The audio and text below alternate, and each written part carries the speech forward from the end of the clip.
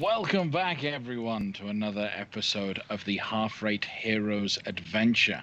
Thank you very much for joining us this week. Apologies for last week. Technical issues. My bad on that regard. As I mentioned last night, new location. If there are additional technical problems, warning you now, I will try and get it fixed as soon as possible.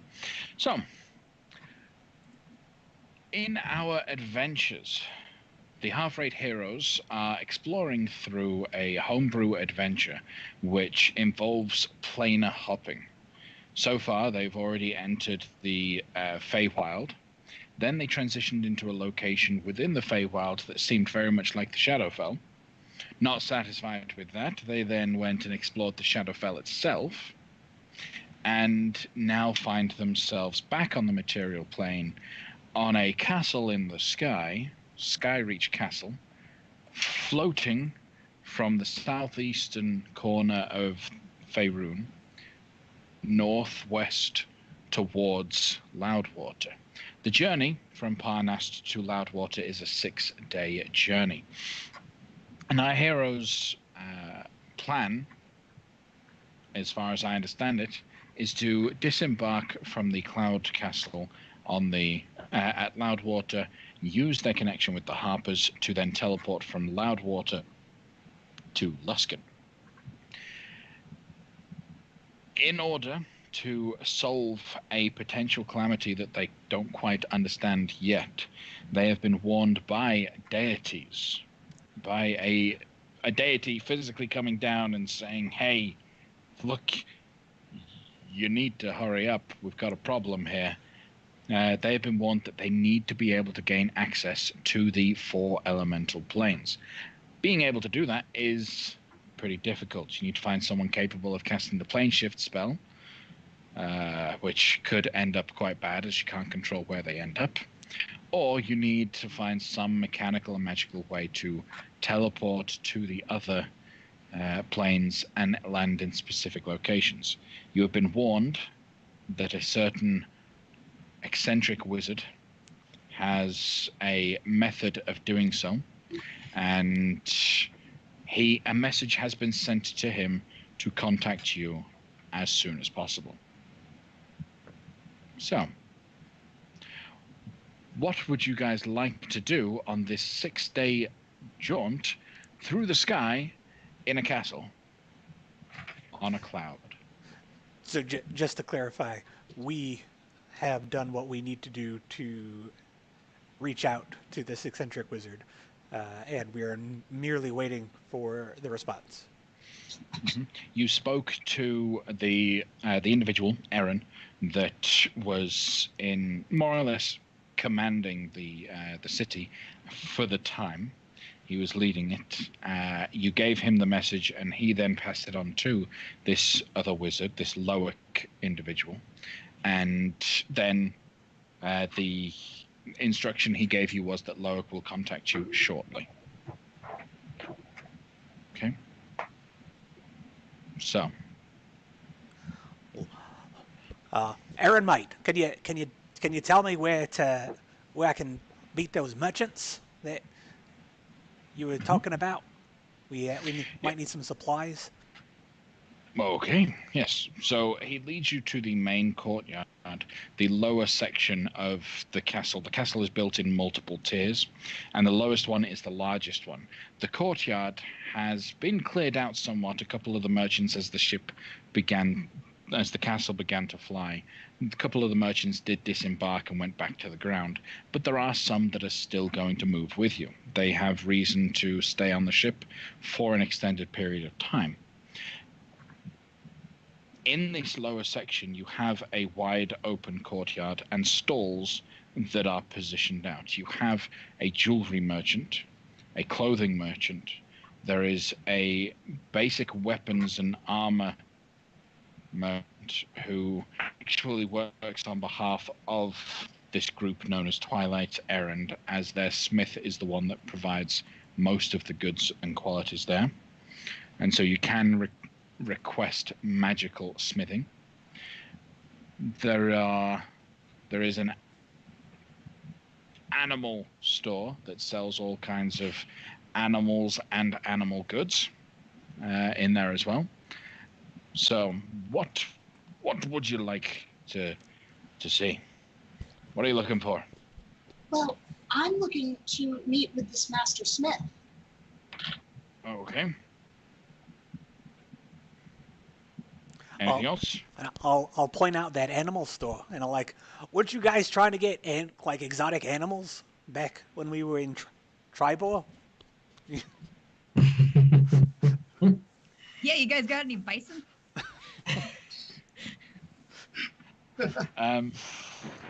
Bison are a bit big. I believe they only have. I think that. They have some minor mount-like creatures, and mostly domesticated animals. Mount-like?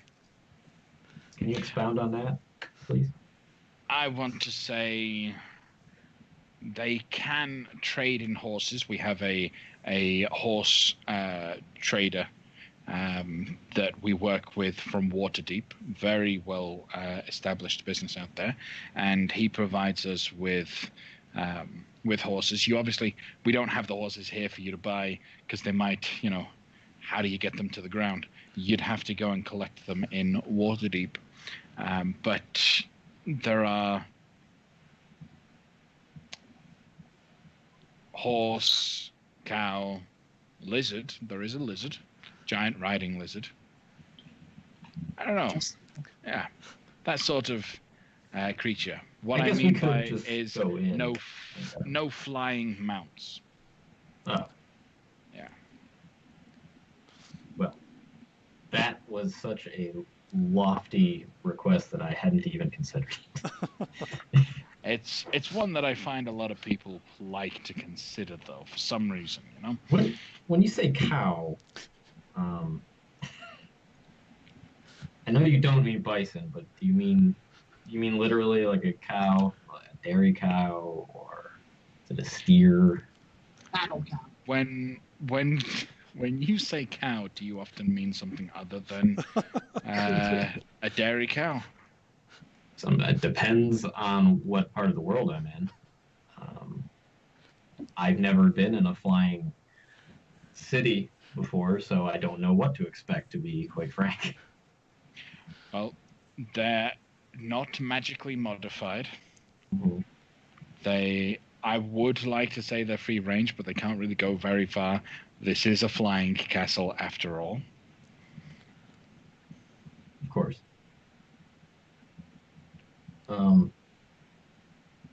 Okay. Well, that's cool. I would like to stop in the jeweler. Some precious gems are useful from time to time. They sell an exquisite collection of jewelry, like necklaces, rings, and that sort of thing, or you can purchase the raw stones from them, and then, because oftentimes we have plenty of people that do buy the raw stones from the jeweler and then go and take them to the smith to have them set in something else. Okay. Sounds good. What I mean, as long as we're asking about every store, like, just give us a rundown on the other two, on the clothing. Yeah. I guess you already told us about the smith. So yeah, the smith just does custom work. He has everything in the player's handbook under armor that's listed available to you. Plus he can perform required smithing tasks. So, and because they have a magical smith, they can perform magical enchantments, but it takes a while, it takes time. You don't have that much time. The pet store, as I said, includes mounts, specifically camel, mule, horse, elephant, no elephants, mastiff, pony, or a war horse. Sure. Those are available. No elephants 1,000 feet in the sky. That seems like a bad idea to me. You did say giant lizard, though. I did say giant lizard. They have a giant riding lizard. Just one. Yeah. Does it have a name? No. You get to name it yourself once you've purchased it. Growing up in the Underdark, would Allie be familiar with how to ride giant lizards? In that it works the same way as riding a horse, yes. Yeah. So, what else? What other stores did I say? Clothing stores for finery. They have some regal-like clothing. They also provide different kinds of cloth for crafting disguises. I would go there. Specifically, I want to buy an outfit that makes me look like a pirate. Okay. You can acquire such an outfit complete with a pant leg that looks like you have a peg leg instead. This outfit will cost you a grand total of 5 gold pieces. I will purchase that. And I'm also going to spend the gold to create a false identity over the next 7 days. It comes complete with 3 different eye patches. Ooh. Can you describe the difference between the 3 of them, or are they all the same? They are slightly different materials. So you have your traditional black just cloth eye patch, which is used for just casual wear. Then you have your more formal animal skin. We'll actually say it's a reptile skin eye patch, and then a colourful, fun play one, which is bright pink. All right. I don't know if I will use the peg leg portion, but Oh well. my loss. We might need it later. It's true. It's true. You might need a fake peg leg. Or a real one, depending on. And then would they also be able to fit the gown that I got from Feldevales? Yes, they will be able to adjust the outfit from Feldevales. They particularly specialize in recrafting outfits to fit abnormal anatomies, and so they tell you that getting it to fit over your wings will be no problem. Spectacular. Okay. And how long will that typically take? It'll take you 6 days. So at the end of the 6 days, I'll grab that before. Yeah, you grab everything.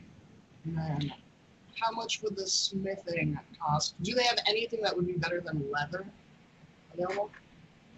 Studded leather. Leather? I mean, everything's better than leather if you are so inclined to think that heavy armor is better than light. So, what do you consider to be better? Oh, I was just thinking if they had any leather that was maybe blackened or kind of more stealth inclined rather than just your typical fare. They do have on in stock, because a certain member of the group keeps getting them and losing them. They have a single set of glamored studded leather armor available to purchase for 800 gold pieces. I will spend the rest of the 6 days working. Okay. If you can make up the cost or persuade the person down, you could get yourself a set of glamored studded leather armor. All right, so I will try to talk them down as well. But Okay. So roll a persuasion check, and will anyone in the party be helping you? in that endeavor? I can give you guidance. Okay.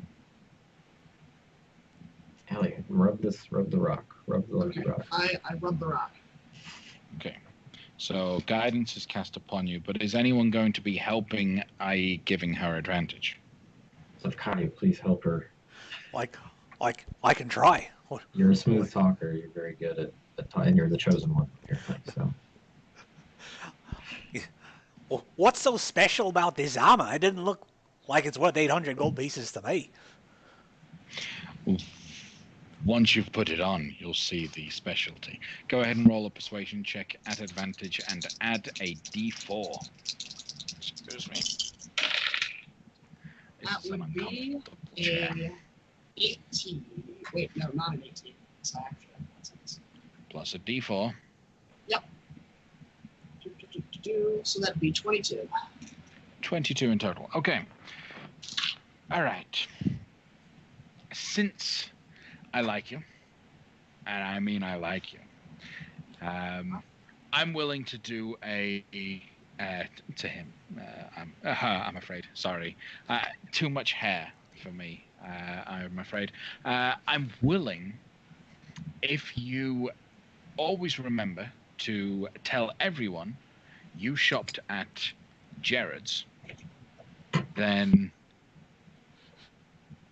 I will give it to you for a discount of 400 gold pieces. I will take it. And I will tell everyone that I shopped at Jared's, the best clothing and armor store in the only flying city that anyone should shop at.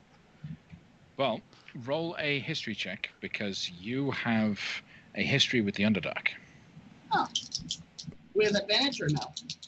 No, just a normal history check.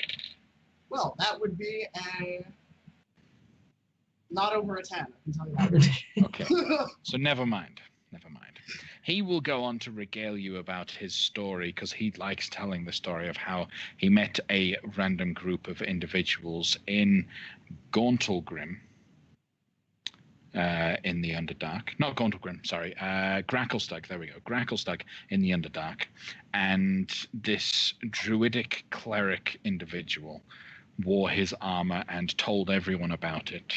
And his business just boomed until he was able to finally get a franchise here on Skyreach itself. It's amazing. I'm going to regale him of how I grew up in Mantle Tirith. And I will motion for the rest of the party that it's going to be a while and we don't need to wait. Okay. So do you have 400 gold? I do.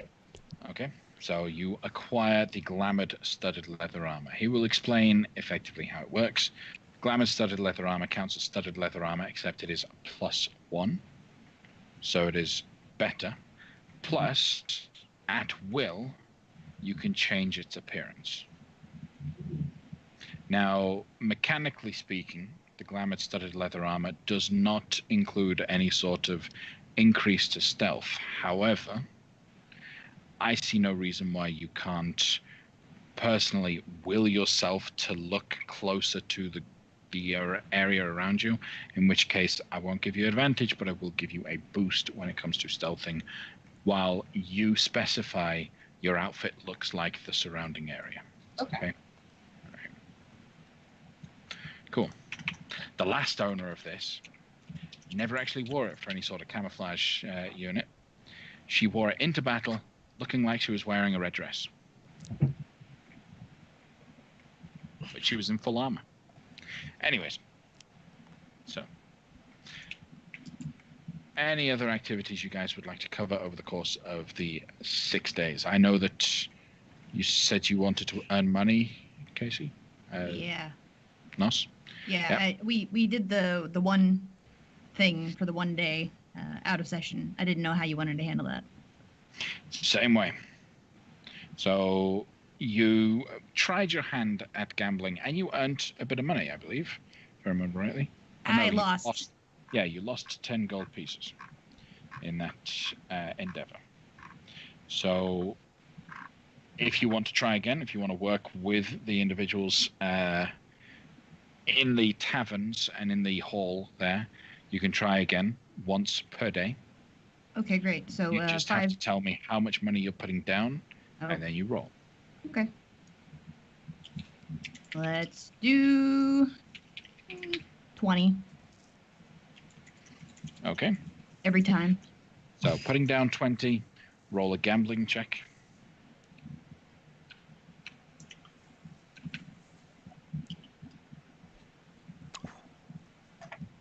As a 26. That is an impressive roll. Out of curiosity, looks like you've got a +2, a +0, and a +4 added to your playing cards. Is there any particular reason? Well, I'm using my playing card proficiency, Yep. and it asks with the tool sets if you can attach it to any attribute. And so I've just been using charisma this whole time because that's originally what we went with. No, that's fine. I was just okay. So the +4 is the proficiency, the charisma. Okay, cool.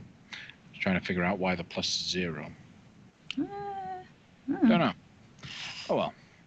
So you play an incredible hand, and you start to draw people in. People are thinking that your table is getting hot because of how well you're playing, and you actually pull back 40 gold pieces on top of the 20 that you had bet. Nice. You're now up 40. And you want me to do that 4 more times? 4 more days. So Okay. if you're only doing 20 per day, then that's fine. If you're going to change it, let me know. Nah. Okay? So, Like this. playing cards again. Okay, this time you go up another 20. Ooh. So up 60. Up 60 right now. Okay. Keep going. That was an 18. Next one, what's the result? 18 again. 18 again. So up another 20. You're now up 80. Nice. You've now spent 3 days gambling, and you've been earning quite a bit of coin. Mhm. As a result, a few extra players come to the table. Gamel the Master Smith Uh-oh. comes to the table, along with a few other individuals. And so you've been advanced to the better table. You could earn more, but obviously the stakes are also higher. What Yeah. you do? Yeah. Yep. We're gonna keep going. Yep. Okay, so on this next day, you put down 20. Go ahead and roll another check. What? How are the stakes higher if I'm only putting down 20? Well, okay, you can put down more if you wish, but I'm saying the potential amount that you could gain is actually increased. Oh, okay. I got it. All right, keep it Yeah. level. There, yeah. All right. So, but 22. it becomes a harder check. So with the 22, you end up going. This table is a harder game, so you only gain 30 back. So you're now up 110 with 2 days left to kill. Well, the first day I lost 10, so I got 1 more day to go. Okay. Yes. Okay. So 1 more day to go. 23. Impressed and struggling to get into that mind of yours, Gamel flips the table. Angry that you had defeated him, you actually get up an extra 40 from that day. Wow. So you're now up 150 on top of what you were at the beginning of the session. Beautiful. I will tell Gamel that I'm a devout worshiper of Timora. She favors me. If you would like to have the same boons as I, that she has many temples. I've met way too many gods in my experience to just agree to meet some other lady's god. I'm sorry. It's a pleasure, but I'll stick with my own thing. No, it's fine. Just letting you know that it's out there for you if you ever change your mind. In the meantime, can I buy you a drink? Yes, you can. Right. Now, Jared made your armor, Ali, but he had made it a long time ago and just sold you what was already there. You said you wanted to spend some time with the Master Smith. What are you hoping to gain out of this? What is your purpose for spending time with him? To pick up some tips and tricks. She'll show him her crossbow and just kind of explain the backstory of how she got it and that sentimental to her, and kind of pick his brain. But just work with him over the week. She's not really looking to gain anything, but she just asks occasional questions about his experiences with such items. There's a point where, as you're showing the crossbow, he kind of chuckles to himself. Oh, you call that a ranged weapon? This is a ranged weapon. and he pulls something down off the top shelf that you've never seen anything of its like before. It is a long, metallic, barreled weapon. It has a magnifying glass attached to the top. It's got a huge bucket underneath that has these strange pellet that seem slightly colored and magical and twisted. And you can just feel that there's a difference to this thing. And he'll give you a show of it as he goes out to his firing range that he's set up for target practice and completely destroys the target, as his weapon is a huge rifle. Gamel was a mystic gunslinger. I'm never doing that again, by the way. Never again, but he was a mystic gunslinger. And if anyone's interested in watching those, check out our first season of Crituitous RPs. I've never seen that before. Did you make it yourself? I did. It was a fun. Well, no, it wasn't. It was a long journey that involved a lot of vengeance and death. But yeah, I made it. And how does it work? Explosions and magic. That's all you need to know. Well, I don't know anything about magic, so explosions it is. Like, imagine a fireball explodes right in front of you. The blast wave is going to knock you back a little bit, right? Uh-huh. So imagine taking an entire fireball and squeezing it down under one spot and then sticking it behind a barrier that you're then holding onto. That's effectively the case. Wow. I could never do something like that. It's the same principle as most cannons. It's just shrunk. So, all right, you spend some time and enjoy yourself being shown around the forge. His showing you around gets interrupted as he hears about a lucrative game going on. Then comes back very annoyed, very angry, and fires off a couple more rounds of his rifle to help calm himself down. Yeah. So everyone else just hears loud crashes. All right. Any other things that you guys would be doing before arriving in Loudwater? That jeweler. Yeah. Oh yes, the jewelers. Mm-hmm. So this is Jessica's jewels. She is a human, female, fairly old woman, grey hair. She introduces herself as Ruth. Good day, Ruth. Can I? What? Yeah. Hi. So. What, Looking for some gems. Heard you might have some. Mm-hmm. Well. Yes, I do have a few gems. Yeah. Primarily, well, I'd like to see if I could find maybe a diamond about, say, that big.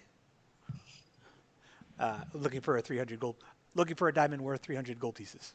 So, Okay.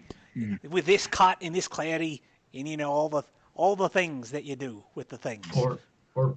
5 would be good too. Okay. 500. Let's take out the collection of diamonds. Now, I would ask that for security reasons, I'd like you both to maybe keep your hands by your sides and don't touch any of the diamonds as I place them. And she'll reach down behind a desk and pull out this very nice velvet pillow, places it on the table. You can see there is a nice array of diamonds placed on here. Now, this particular cut is of very fine quality. And in terms of the prices that I do here, I do a special discount for friends of, and I've been told that you are friends of the masters. So I have gems that range from 100 gold to 1,000 gold. That is how much I spend in each increment of 100.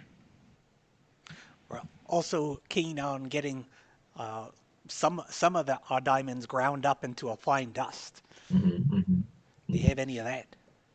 I do have a pouch full of diamond dust that we could add.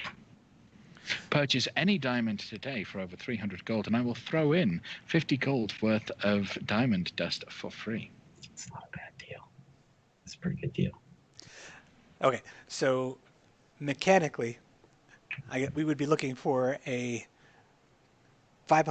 diamond worth 500 gold pieces and a diamond worth 300 gold pieces and some diamond dust. Mm-hmm. I don't know how that works out with a discount. Like, if I got a 500 gold piece diamond for 400 gold pieces, would it now be worth 400 gold pieces? Or So, because economy is a really weird aspect within this area, what I would say is the worth is if you were to go to the stock exchange and check out the current worth of a gram of diamond, how much would that be? Now, you get the weight, you get the right amount, you get a diamond worth that amount. That may not be the price that the person is selling it to. So you could be buying a diamond that is worth 300 gold at a discount for 400 because normally she would sell it to other people for 5. Or adversely, you could get a person that doesn't know what they're talking about, and you could buy a 500 gold diamond for 300 gold at a discount because she didn't realize it was of better quality. Mm-hmm. You would have to use your skills to try and figure out which of the diamonds are of adequate quality for what you intend. Would you mind, Ruth, if I took a look at these diamonds with you? I assume you have jeweler's tools around here somewhere. I do. I would like to just take some time to appraise them myself, just to confirm the information you're giving me. It's not that I don't trust you. It's just that I'd like to get my eyes on it. I'm a practiced and knowledgeable jewel person. And As I will absolutely allow a person to appraise the item, but I do have a policy that the person purchasing the item can't be the one that appraises it, just simply because you could claim it to be a much cheaper value than you would. So if you wouldn't mind, I will bring in a third party that will do the appraisal for us. I kind of mind that. Well, you see, I can't exactly, or either if you do the appraisal, we need to find a way of proving that you are telling the absolute truth and not trying to swindle me. I'm a businesswoman. Sure. I know you said keep my hands where I have them right now. Definitely. I just don't want people's hands. Right. No, I understand. But what I could do is I could say a quick prayer and cast a spell that forces me to tell the truth. And it would have the same effect on you if you let it. Maybe even if you don't. But so then that way you can confirm that it's working, and then I can do the appraisal. Yeah. Okay. Once there's someone else up here that can cast the spell. You cast the spell, and if I am unable to tell the truth, tell a lie, then I must assuredly believe that you are unable to tell a lie, and therefore I would trust you. Okay, you do that right now. Okay. Zone of truth, baby. He wiggles his fingers and says some words, and zone of truth happens. DC 17 charisma save, which I will fail on purpose. You will? Oh, that's surprising. She fails. And you know she fails. And quick sidebar: at what point in this entire adventure has Kale given the impression that he's not an honest guy? Not really. I pretty much gave you an opportunity to do so, Mhm. and you didn't take it. So I'm very impressed. Right. And yeah, it's not the first time that's happened either. But anyway,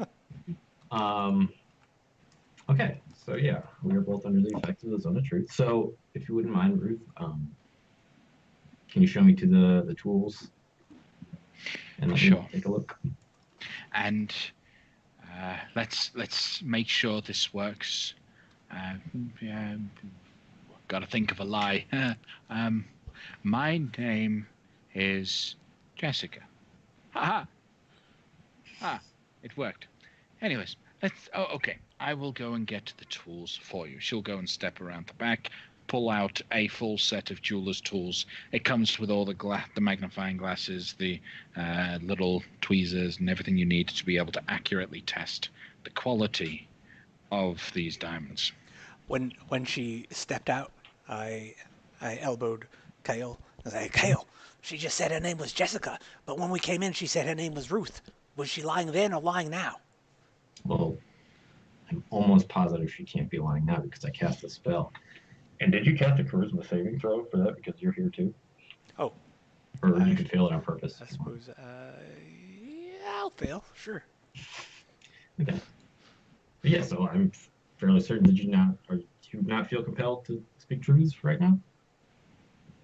I reckon I do. Like, ask me something, and I'll see if I can foil it. All right. Kale will reach into his bag and he'll pull out a stick of incense, and he'll say, "Tell me that this is a banana." That's it. That's it. Well, I guess I can't. Then it worked.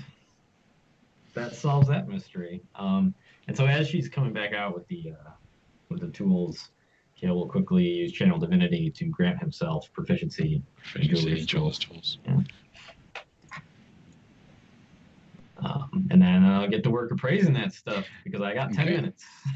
So now that you have proficiency in the jeweler's tools, you need to make an intelligence check with your proficiency bonus because you are using the tools. Straight intelligence, so that'd be +9 total with the proficiency. I rolled a 6, so 15. 15, okay. The quality of these is difficult to tell.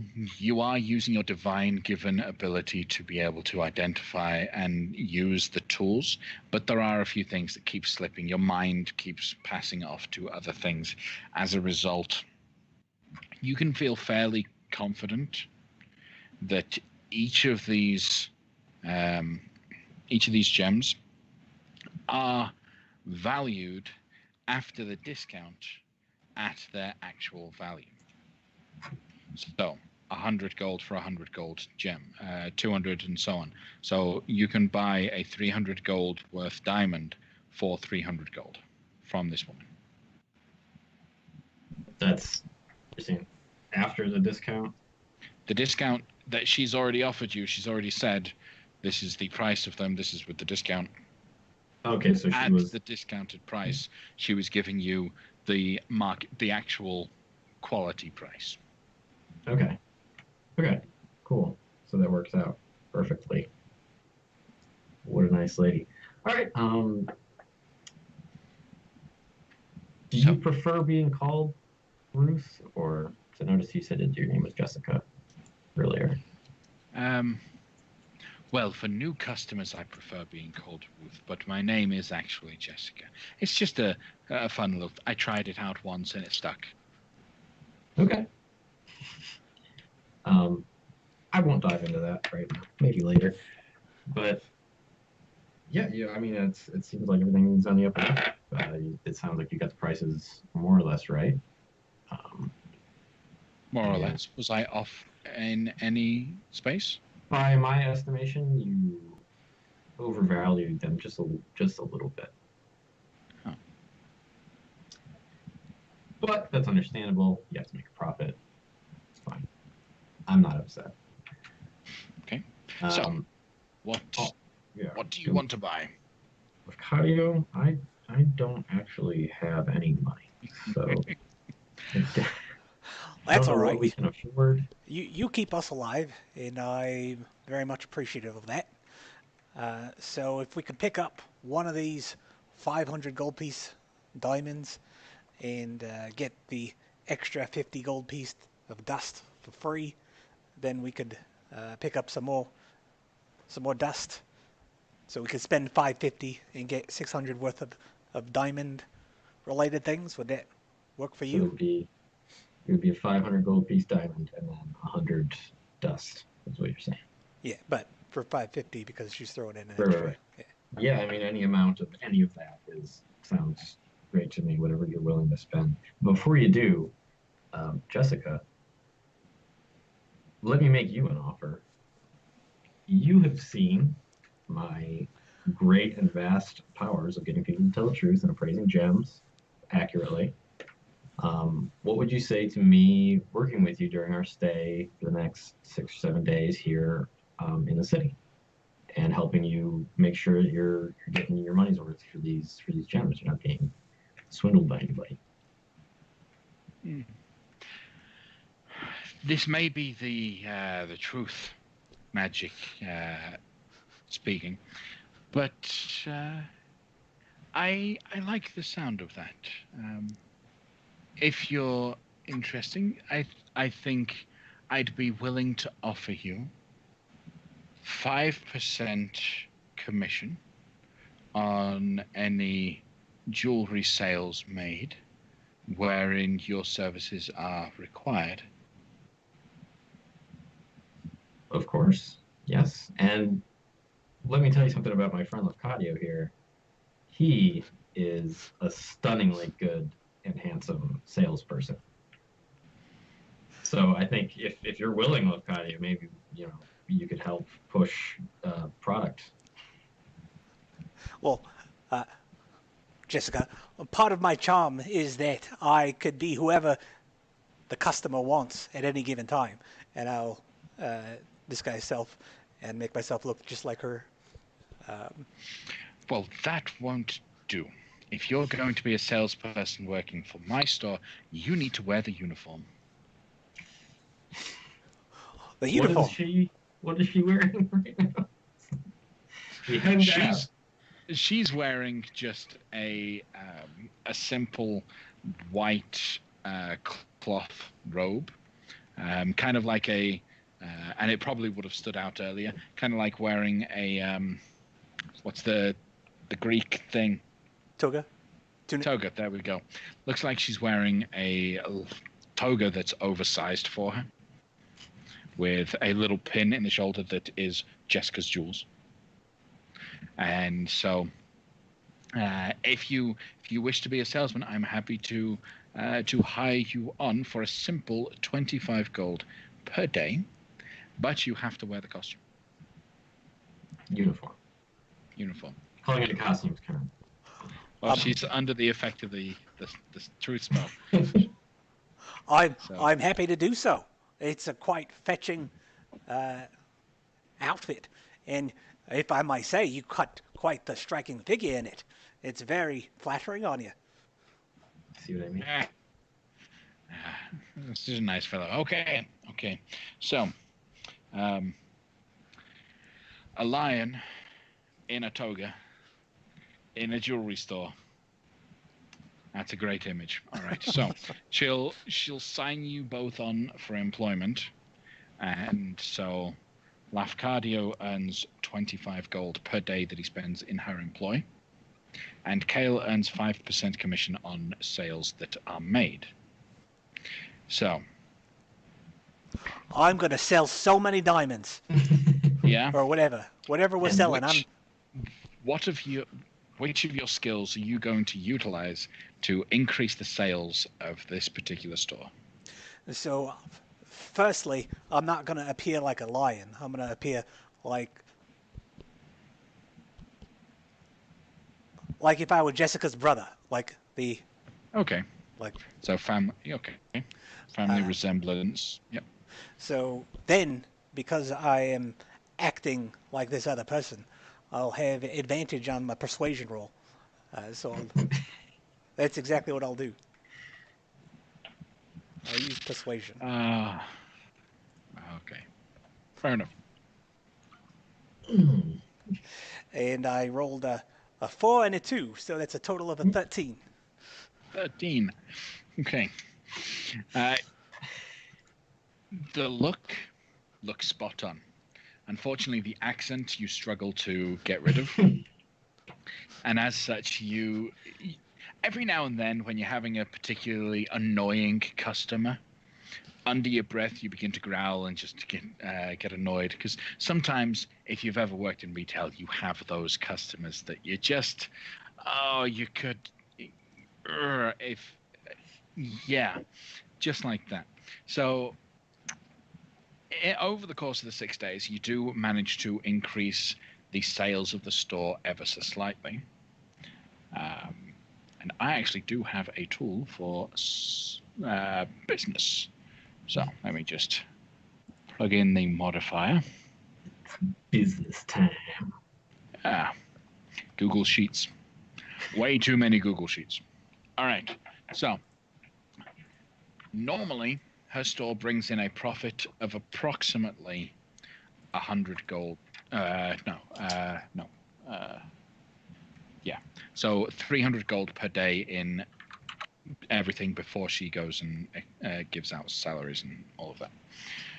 You managed to bump that up to 500 per day. As a result, the additional profit being 200 per day, Kale gets 5% of that.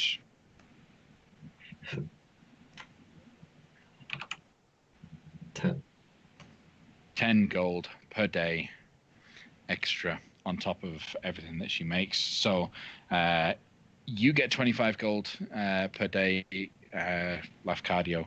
Kale ends up with 10. She likes what you do at the end of the 6 days, so 60 gold for you. 150 for Lafcadio. She gives Kale an extra bonus of 100 gold on top of that. All right. She likes what you did. Awesome. All right. At some point, I would like to see if I could have a chat with the weapon guy. Okay. And on the first night, Yeah. Allie would be talking with Kale. Okay. But we'll do Lafcadio first. Lafcadio, weapons. Gamel, mate. It's good to meet you. Yes. I have this method of fighting that I picked up from the law enforcement in Westgate. They apprehend criminals by throwing nets at them. And I have this net.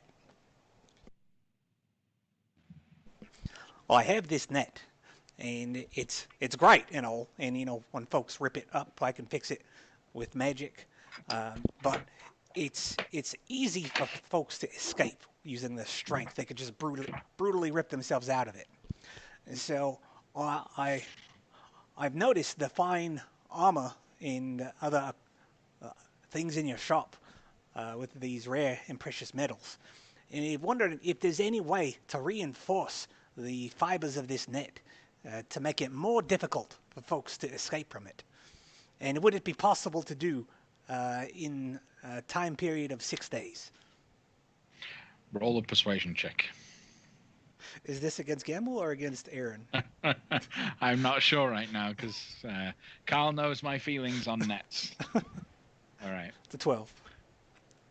Would Allie still be there when he was going in? Possibly. Yeah.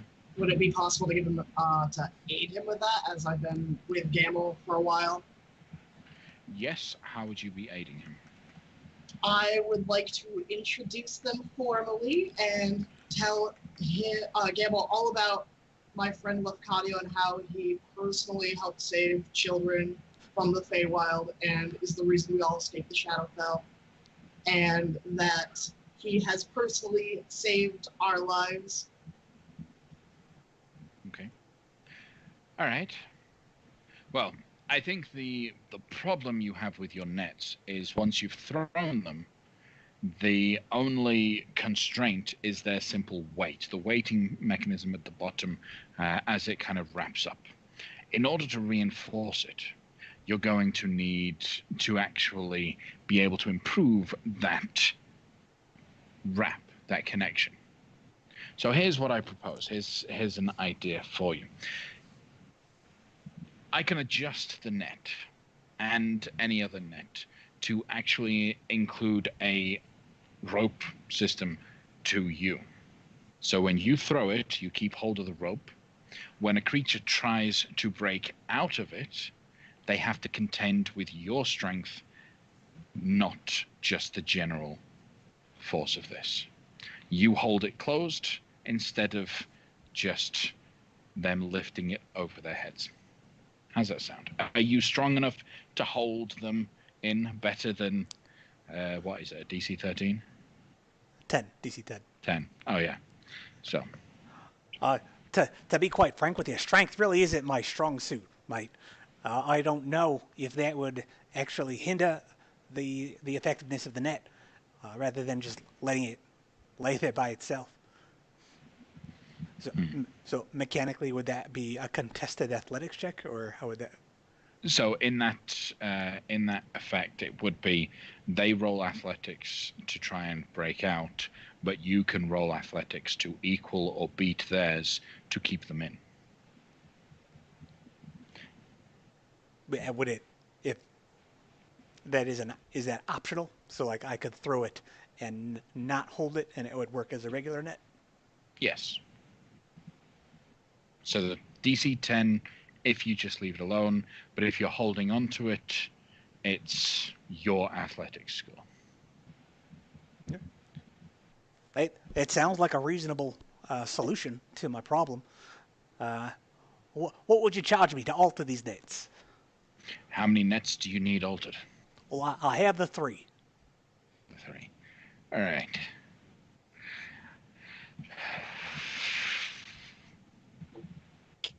$40 gold to get all 3. You have a deal. Done. All right. He will get them done and adjusted for you. So, neat. As mentioned before, as long as you are at least holding onto it, if you actively say you are holding onto it, then when the person tries to break out of it, they have to contend with your athletics check. Okay. All right. And then there was Ali wanted to spend some time with Kale. Yes. All right. So it'd probably be like at nighttime of the first day. Sounds good. So, she'd I'd walk up to Kale's room, knock on the door. Mm-hmm. Yeah, he just say Kale, yeah. can I come in? Sure. Spectacular. Door. I need a favor. Mm-hmm. I want to send a message to someone. Okay. Could you send a message if I let you read my thoughts to know who they are and what they look like and where they are?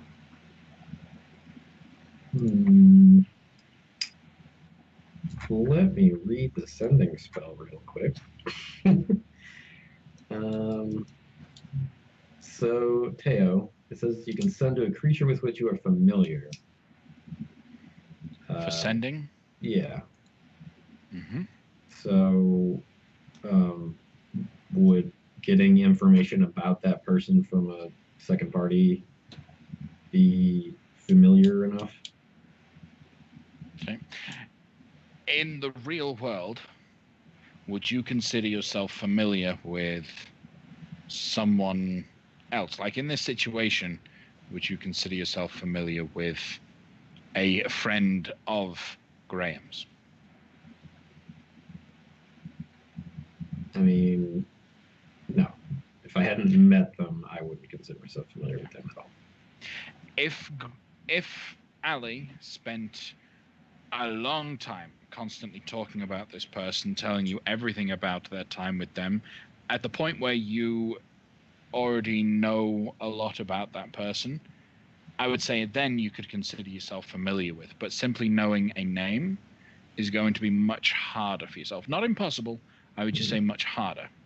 Yeah, that's why I was That's giving what- yeah. thoughts, because then Kale would be able to experience. Well, Allie, I can give it a shot. I can't guarantee you that it'll work, but nothing lost, nothing gained. Okay, do you need anything from me? Nope, just don't resist. I Wasn't sure how else to phrase that. It sounds bad. I won't. Just don't go where you're not needed. All I get is surface thoughts. Okay. So there won't be any probing, I promise. And I should have phrased that better too. Anyway, Kale will kind of thump his fingers on his book, his denier book, and make direct eye contact with Allie. It's kind of weird. And then he'll channel divinity read her thoughts. Okay. So Yes. you read. You don't need to probe because you use the spell. No, they do have to make the save anyway with your channel divinity, don't they? Yes. So wisdom save from Ali. That would be a 10. So yeah. 10. Okay. So you get a clear understanding of this individual, and you feel confident that as you look at the what Ali thinks, you can feel confident. You know, you're familiar enough with them. It should work. Okay. Should I tell him the details, or? Well, yeah, I imagine if you want me to send a message to them, then Yeah. yes. So first you'd picture a large half-orc in green full plate armor with a massive battle axe, kind of like lopsided tusks grinning at her. The two of them at a bar in Mantle Dirith. And then his name, which is Mor Gorbash. Or Gorbash. And As in a greater amount of Gorvash? yes, but with a B. Okay. Oh, Morb. Okay. And it'd be like a montage of like a few years of the two of them being together and hanging out. And he trained her, and then a brief flicker of being in a cage and then seeing him barrel through a door. And then that'd be about it. Okay. Gladiator. All right. And what would you like me to say to Mor Gorbash? This is Sasuka. I am okay. Heading to Luskin. 6 days. Need help. Something big. No Arcane Brotherhood people. Quiet. That's 25 exactly. Okay. Kale picks up his book and he says those exact words at it in his head though. So to Allie, it just looks like he's just staring at his book impassively. And sending that to that guy, he hopes. Okay. All right. Moments later, you will receive a response. How much aid? How much trouble? I'll be there. By your side, baby. Okay.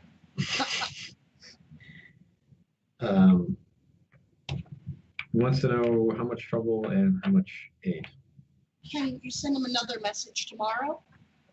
I could do one Giving today. him the brief yeah, let's tell him about what's going on and what we need.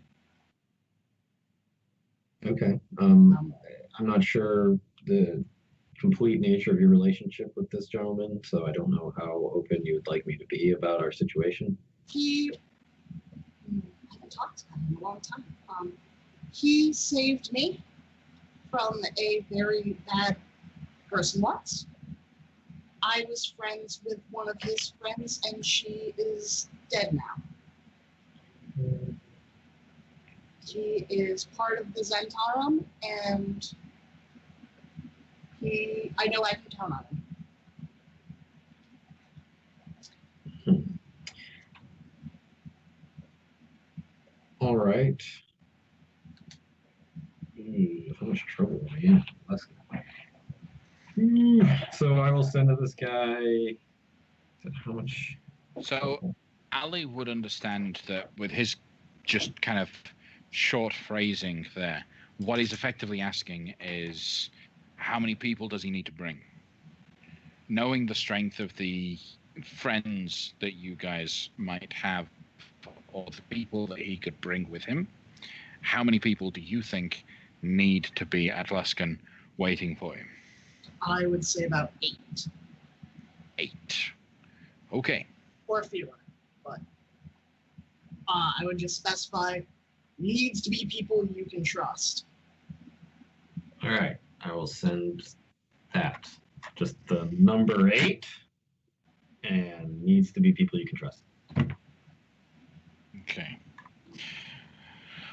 Might find a hard time finding 8 people I trust, but I'll do it. 6 days in Luskan. Okay. Okay. Sounds good. What sort of help are these friends supposed to provide? I'm sure we'll figure it out. It never hurts to have ears in the city, especially one we're heading to that has a reputation as bad as Luskan. It seems that our enemies know a lot more about us than we know about them. And I want eyes out and ears to the ground to dig up any leads to track our enemies. Well, have a good night. And Allie will abruptly leave. Okay. Kale will go back to studying Gnomish. Is something I'd like to do in his downtime from this book. Okay. So spending half your downtime learning Gnomish, half of it working in a jewelry store. Well, would that affect how much money I get? No, Okay. it won't. But Right, that's pretty much the majority of the things you can get done. So I was also wondering, I kind of wanted to scry on some people. Scrying doesn't take very long. Okay. Who are you scrying on? Gosh. I'm trying to remember the names of all these dang people. Durathra. What's Durathra up to? Okay. Okay. And how Durathra is. they get a saving throw against scrying as well. So, I'm going to just roll a strength saving throw for Durathra.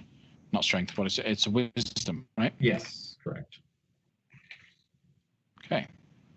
Durathra has a +0 to wisdom saves.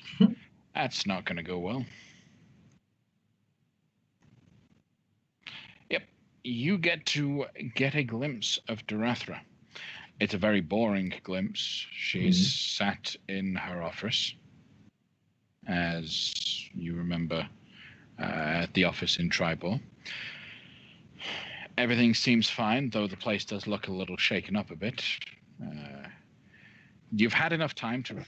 You could assume there's been enough time to rebuild the office that was exploded in Tribal, right? Okay. Yeah, that's what I'm thinking. Yeah.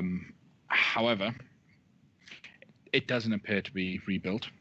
In fact, there appear to be new scars on the building. Looks like animal claws, but she looks fine. And she's just poring over a map of the immediate area. Okay. Boring. How about, well, there's some stuff there. There's some shit going on there. How about Lord Belvedere? How's he doing? Okay. You scry in on Lord Belvedere Mhm. and find it doesn't work. Oh, that's some bullshit. Yep. I don't trust that guy. I don't like the guy at all. He was being real dodgy anytime I asked him any questions. Actually, I'm gonna try and send him at some point. Okay. Just ask him, What are you hey, going to send him? how's it going? Are the dogs still a problem? We never really confirmed that we fixed anything in the shadow.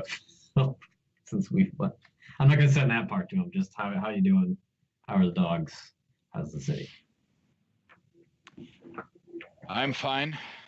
Dogs got bigger. Had to face larger creatures that broke through the chasm.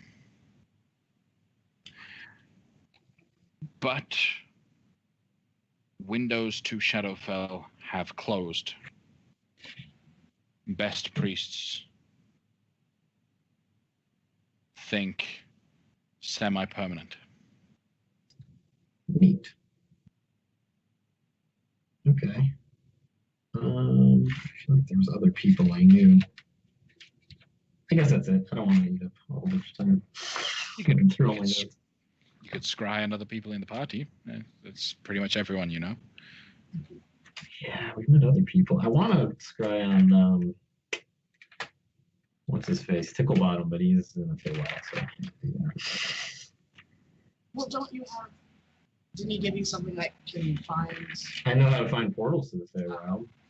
Did we pass by any on our trip? Would you? Okay, so the distance that you have for that is what? 30? No, 3 miles or something, right? Yes, that sounds right. Yeah. Being 1,000 feet up in the air kind of limits your influence in that respect. We pretty much have to pass like right over. Yeah, it'd have to be perfectly over. You do sense from time to time a little evidence of Fey energy, but looking over the mountainside in those occasions, it's over forests, it's over areas where entries to the Feywild are common. So. Okay. All right. Cool. And just to confirm before we wrap everything up with this leg of our session, we made that 550 gold purchase, right, Lafcadio? That happened? Yep. You did. I noted it on my sheet. Okay, But yeah, I presume you're carrying the diamond stuff. Yeah. So we got that, and I also would have liked to see. I mean, I got a whole shopping list of other things. Now we confirm she had. I really would like 1,000 gold piece jewel, but I'd have to ask Ellie to steal it. I'm not doing that. Burgle something. I would have also liked to grab 100 gold piece glass eye if that exists here. A glass eye? Yeah, I'd like to. I can use it to cast for white. No glass eye, at least not for that value. Okay. There are plenty of glass eyes, but not for that. Not Plenty. There's plenty. There are plenty. They It's got a lot part of the. It's the part of pirate the costume thing. shop. Yeah. It's all the different. Yeah. Okay. That makes With sense. different contacts. Some look like cats. Some look like humans. You know what we never did is actually went into the animal store, guys. We don't need any cows. But what if they got other? I don't know. We could use a nice little companion, maybe. Yeah, we could get like a chicken called Mr. Cluckles. We could do that. It is a thing that could be done, provided they do have the chicken that has a personality that would fit that name. But I suppose it probably wouldn't be a great idea to bring it with us. It wouldn't be very responsible. and put them in No. harm's way at every turn. We'd have to leave him behind, and I don't know if I'm ready to be a parent. An absentee parent at that. Yeah. All right, never mind. Okay. That's it. All right. Then, with that, on the third evening, as you guys are still in the midst of all of this, having your wonderful time within Skyreach Castle, getting to know some of the people, you are summoned to the Great Hall. Oh boy. As you are summoned to the Great Hall and brought to it, there is a side room that is revealed to you.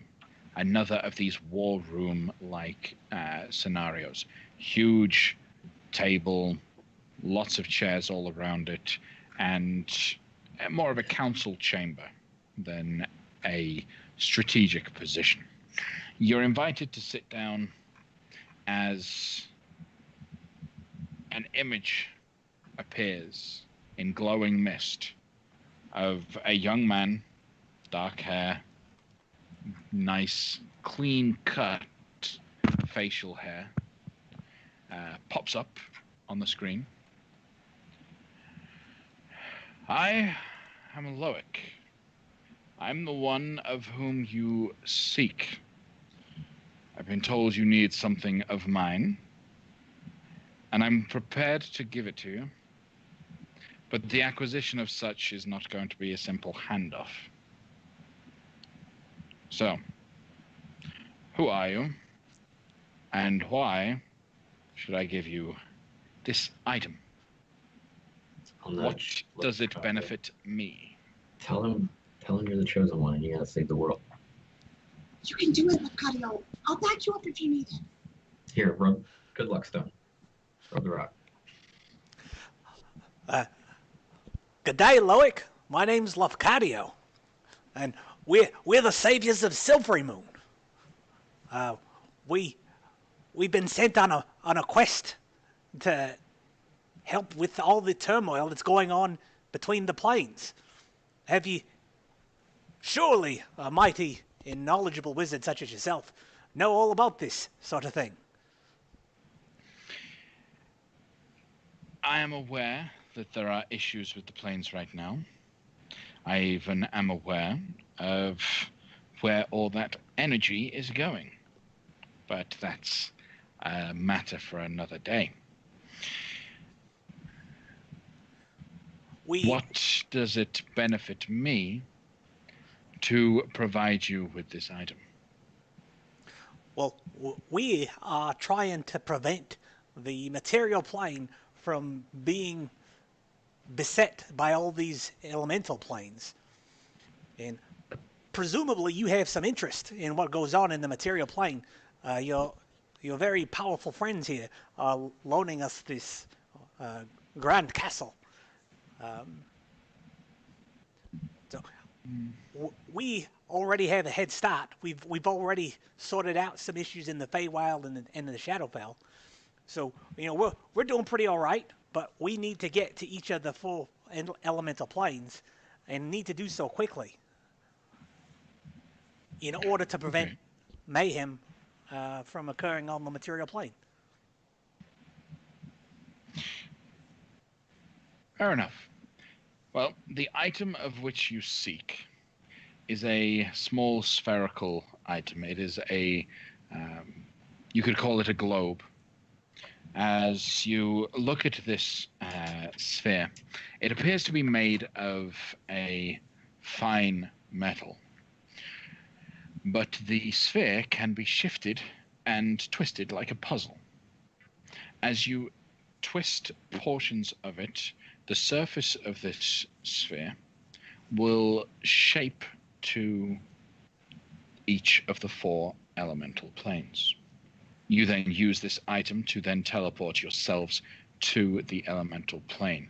I must inform you, the item can only get you to another plane, an elemental plane. You cannot use this item to get back to the material plane. That you'll have to figure out of your own accord. The item is not with me here on Pandemonium. The item is instead in the care of someone. Well, I say care. All you need to know is he stole it from me. You can have it if you reclaim it. There is a boat currently sailing about 5 miles west of the Luskan port. It is a drow merchant ship, but it is in no way mercantile. The individuals on it are a band of mercenaries, famed for their capabilities. They are cutthroat and very resourceful.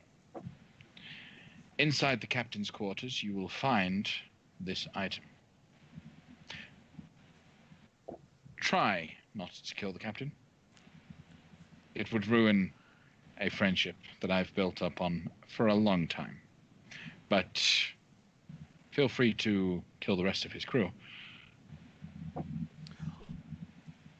What's the name of the ship?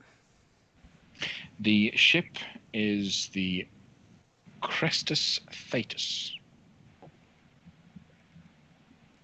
So this ship is heading towards Luskan or away from Luskan? It is sailing the seas just west. It is staying off the coast of Luskan, but it's not really moving anywhere. Oh, international waters. Oh. That sort of thing. Right. Well, we've had some good fortune when we traveled to the Feywild into the Shadowfell of just happening upon the crystals, not too far from the point at which we enter the plane. The thing that's happening is that there are these crystals that we have to destroy, and they're sucking energy from one place and delivering it to another place, which you seem to have at least some grasp on. Do you have any ideas on how we could lock on to the energy signature that these crystals possibly emit, so as to... If we had an item that was used for the siphoning, would that help? You probably won't need it. To my understanding, the feeding of the plane, the sucking of energy, is actually working at the arcane base of the plane itself, the very weave and nature that holds all of it together. As such, magic tends to be drawn towards it.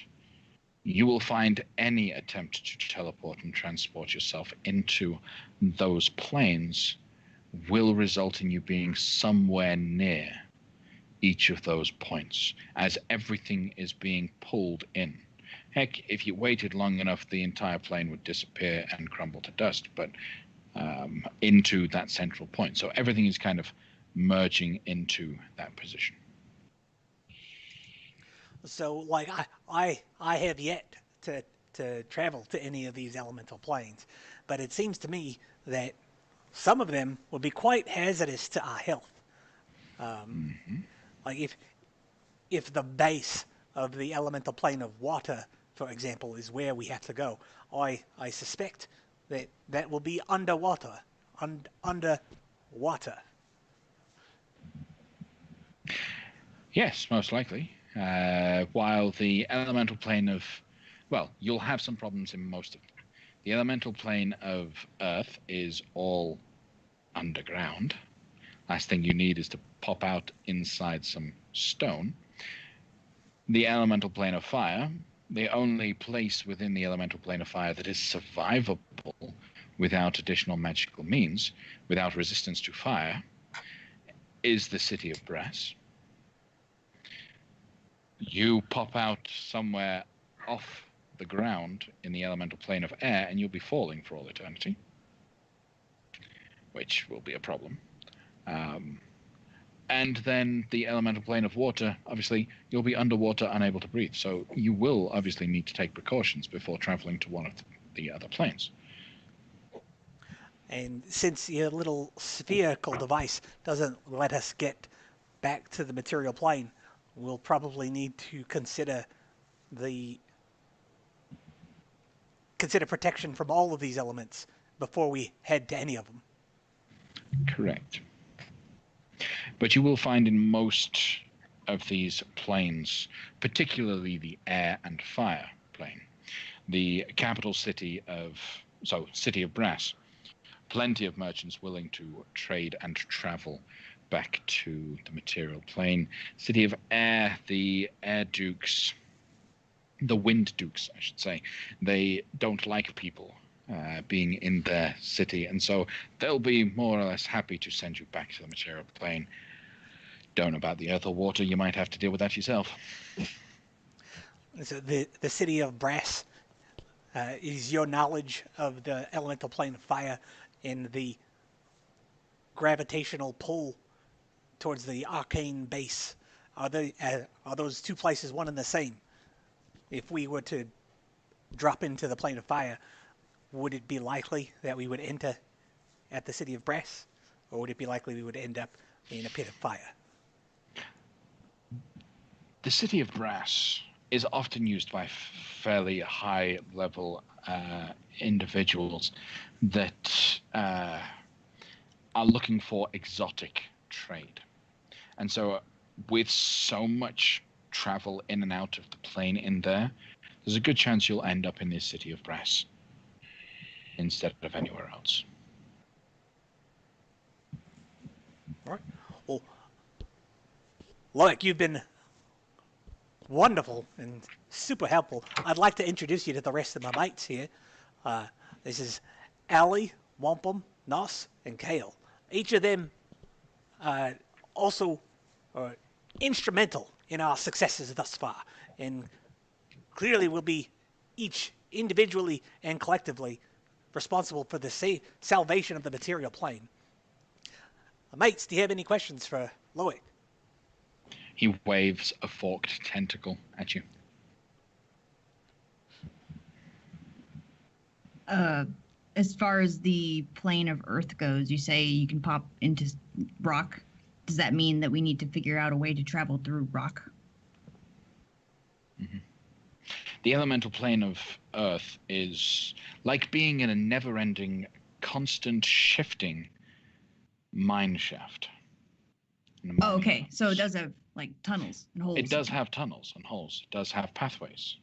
The dwarves within the elemental plane are constantly mining it for precious gems and jewels that are then sent out to the material plane. It is one of the greatest sources for diamonds that you could find. Pure streams of diamond. I can see you making notes there. Yes. But obviously, if you end up in the Earth, you don't know where the nearest tunnel is. You need to be able to traverse through the Earth without difficulty to be able to find the nearest tunnel, and then you'll have some air, and you can move about. Are you stuck in pandemonium? No. Oh, that's good. I was just worried. You're welcome to come visit anytime. Well, thank you. I mean, I would love to. That sounds fascinating. You said the name of the mercenary ship was Crestus Fatus. Fatus, yes. Yes. What of the name of this mercenary company and the name of their captain? Bragan Death. Their captain is Jarlaxle. Just Jarlaxle. Just Jarlaxle. Okay.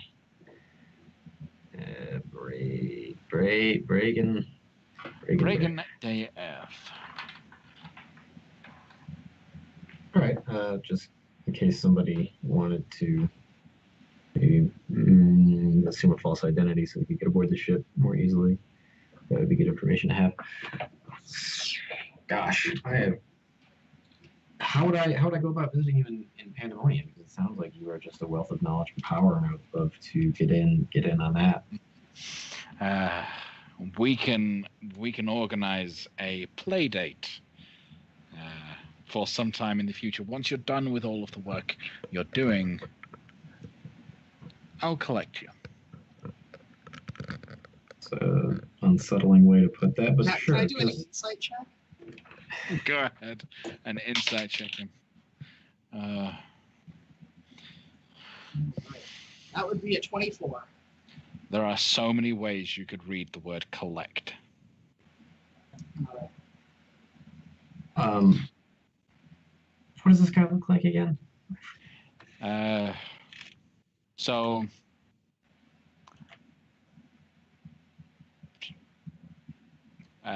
Casey? You want some help? Yeah. Yeah. He's Since this is Casey's old character. he's late 20s, early 30s. He's got ears like an elf sticking out of his head, but he's got a beard, so he can only be half elf. This would be 25 years after. They age Maybe. like twice as slow as humans. True, that's true. Yeah. Yeah, he's got the beard going on. He's got long jet black hair, and he wears it all slicked back, sort of out of his face, and it all kind of collects down his back like a cape. And he's wearing very, very, very fine robes. And he's got like yellowed eyes, and he looks ridiculously pale, and he looks exhausted. And has a tentacle for an arm. And he has a tentacle for an arm. Yeah, saw that. Okay. All right. Sounds good. Just call me. Just hit me with a sending spell whenever. Just whenever. I will collect you, don't worry. I'll come get you you. keep using that word. Does it mean something different where you're from? Oh, no, it doesn't. Just come and get you is all I mean. See, yeah, that's okay. Sounds terrifying. Thank you. Oh, it's a great place. You'll love it. Yeah, I don't want to dig too deep into this. That's all the questions I have. I suppose you haven't really given us any idea of how exactly we would go about getting attuned. These places, you just told us they will probably need to do it, which was obvious. I mean, okay, you need to be able to breathe underwater, so find yourself a way to breathe underwater. Whether that's the water breathing spell or cap of water breathing or potions, that sort of thing. You need to be able to resist fire. The City of Brass protects people, but outside, if you are not resistant to fire, you will burn up. Right. So no, this is all not new information for me. What I'm wondering is if you had some sort of, knowledge as to a specific way to attune to these planes, maybe, or if we just have to go get potions and water breathing apparatuses, then that's one thing. But if there's some sort of magical means through which normal mortals like us get attuned to these planes, so that we don't have to get spectacular items that you're aware of, that would be extremely helpful.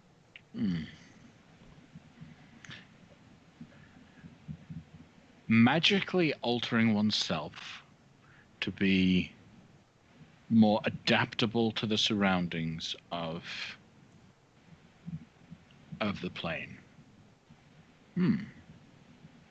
Obviously, an alter self spell or similar magic might work temporarily, but a permanency, an interesting thing. I'll get back to you on that. Okay. Might do a few experiments. I'm surprised you don't already know. You seem so knowledgeable, but that's fine. That's fair. I appreciate all the help that you are able to give and have already given very much. Okay. That's it for me, guys. It has been a pleasure. And the misty form vision disappears. You see Aaron sat at the table, just with his hands rubbing his forehead.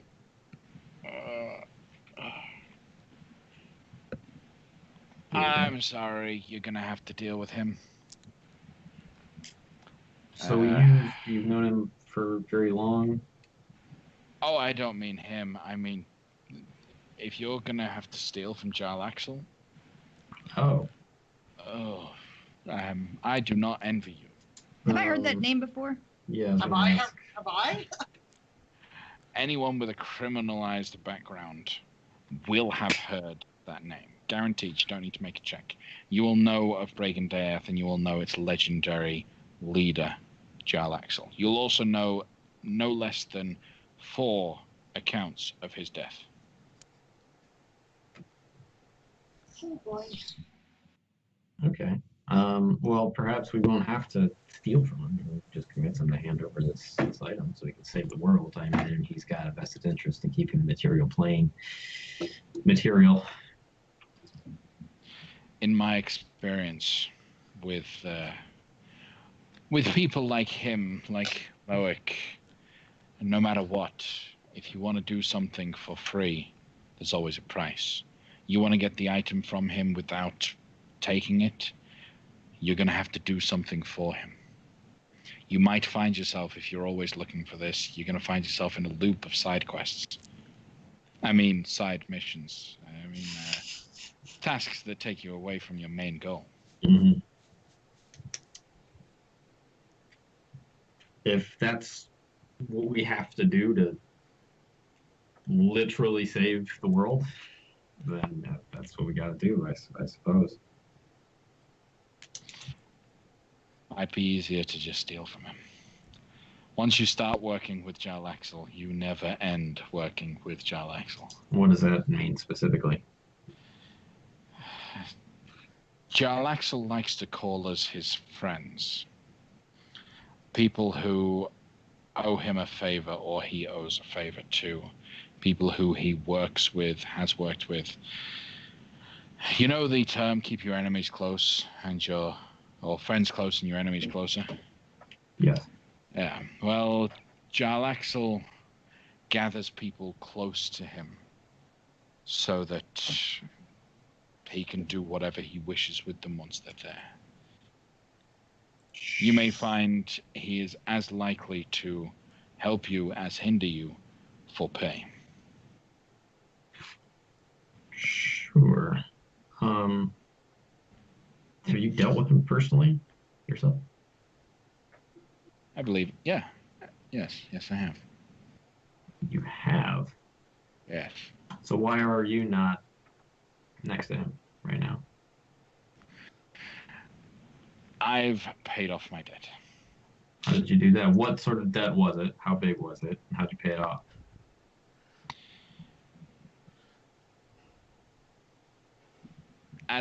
That's a long story. Well, I don't mean to pry too hard into your entire backstory, but any information you have, if we're going to wind up in a similar situation, any information that you have could be helpful for us later on. If you're trying to help us save the world and, we need to save time, it would help if we know beforehand how we can get out of the clutches of this Jarl Axel character. The last time I worked with him was when we brought him back from the dead. Why'd you do that? He was useful to Loic. Okay. How did you do that? We had a cleric capable of doing so. Okay. All right. So in fact, that is the only way that I've known of where you can free yourself and cut all ties is at that point. And you resurrect him. Yeah. So if we killed him, or I'm sorry, if he died, and we were to bring him back, yes, then we wouldn't owe him anything. So no matter what debt we accrue, the price is his life. That's what you're saying. Way of putting it. Fair enough. I will keep that in mind. That's very helpful information. Thank you for providing it. I don't know if it was at any sort of great risk to yourself or your kith or kin, but I appreciate it all the same. Does this Jarl Axel fella or the Bragendaeth, do they have any enemies or rivals that we could potentially use against them? Bragendaeth have been used by most nobles.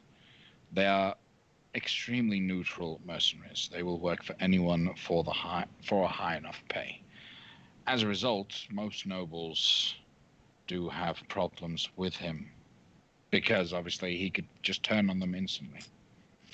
Particularly as of right now, there is a reason why he and his ilk are above the surface and not at Menzo Baranzon.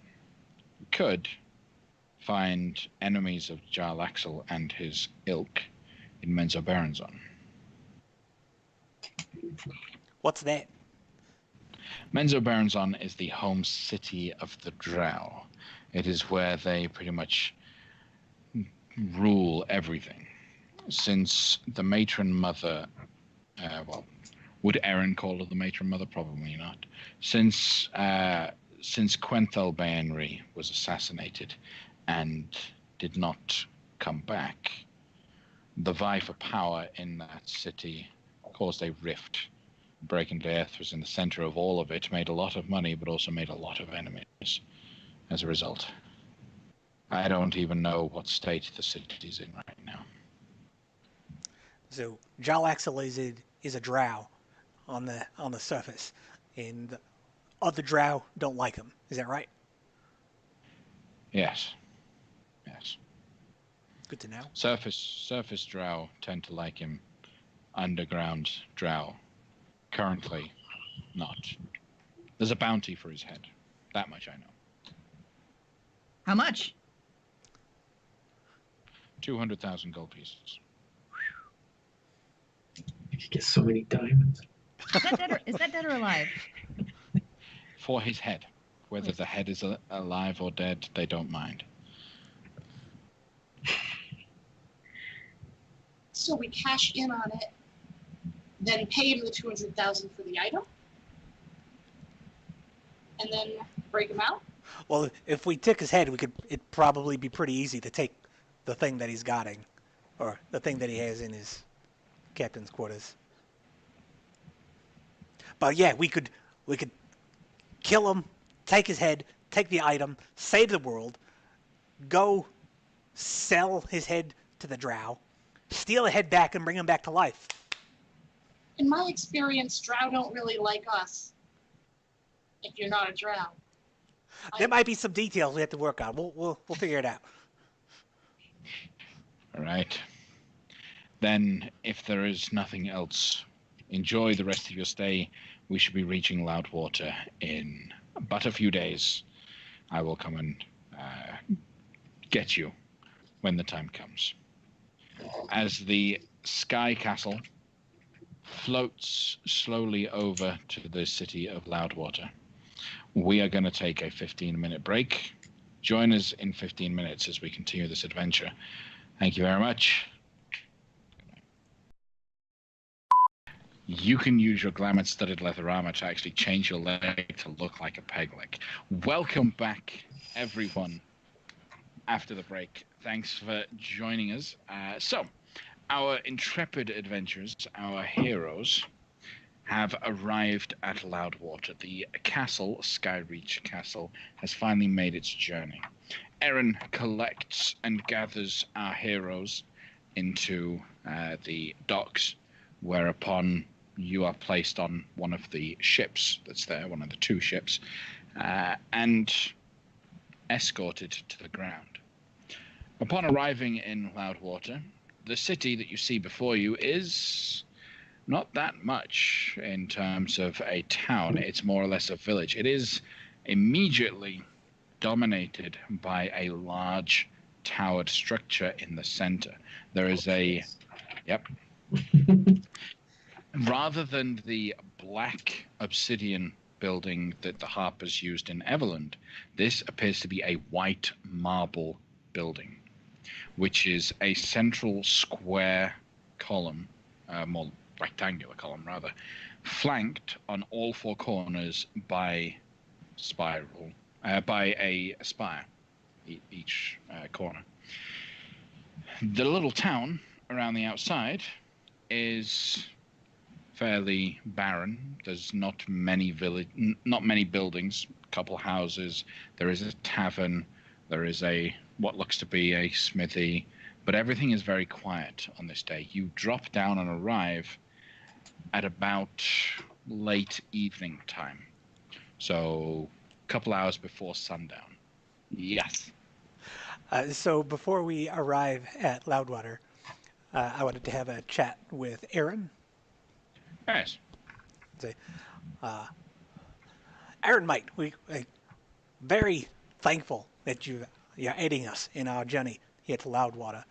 We're going to use some teleportation magics to hop and get a little bit closer to Luskin. But you heard from Loic that we have to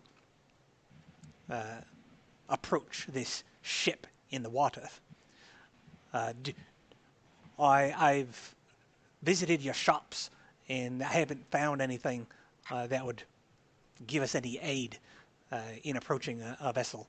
Do you have anything, perhaps, that might aid us in approaching a waterborne vessel that we could bring with us? Check. Roll a persuasion check. And again, this is to me, not Erin. Do I want to give you this? 17.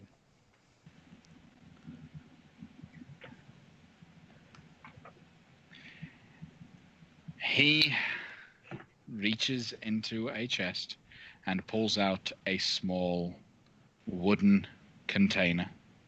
The object appears as a wooden box that measures 12 inches long, 6 inches wide, and 6 inches deep. It weighs about 4 pounds, and he'll tell you, this floats. It'll help you get there. And he gives you this little box. It's a little, you just open it, little container. I don't know what to say. How does This tiny box is surely going to help us. how do we use it? How do we make it go back small after we use it? Spend some time with the box. You'll learn its properties. Right, It's more than it seems. I'll hand that over to Kale. Thanks, Okay. mate. Thank you. All right. Well, kind of, you know, I could just cast a spell and we can just walk on water, right? I mean, if you don't want it, I'll take it. Well, it's 5 no, I miles. definitely want If you, well, I would say if you chances of you coming across a female drow priestess of Elistray, don't tell her you got this boat from me.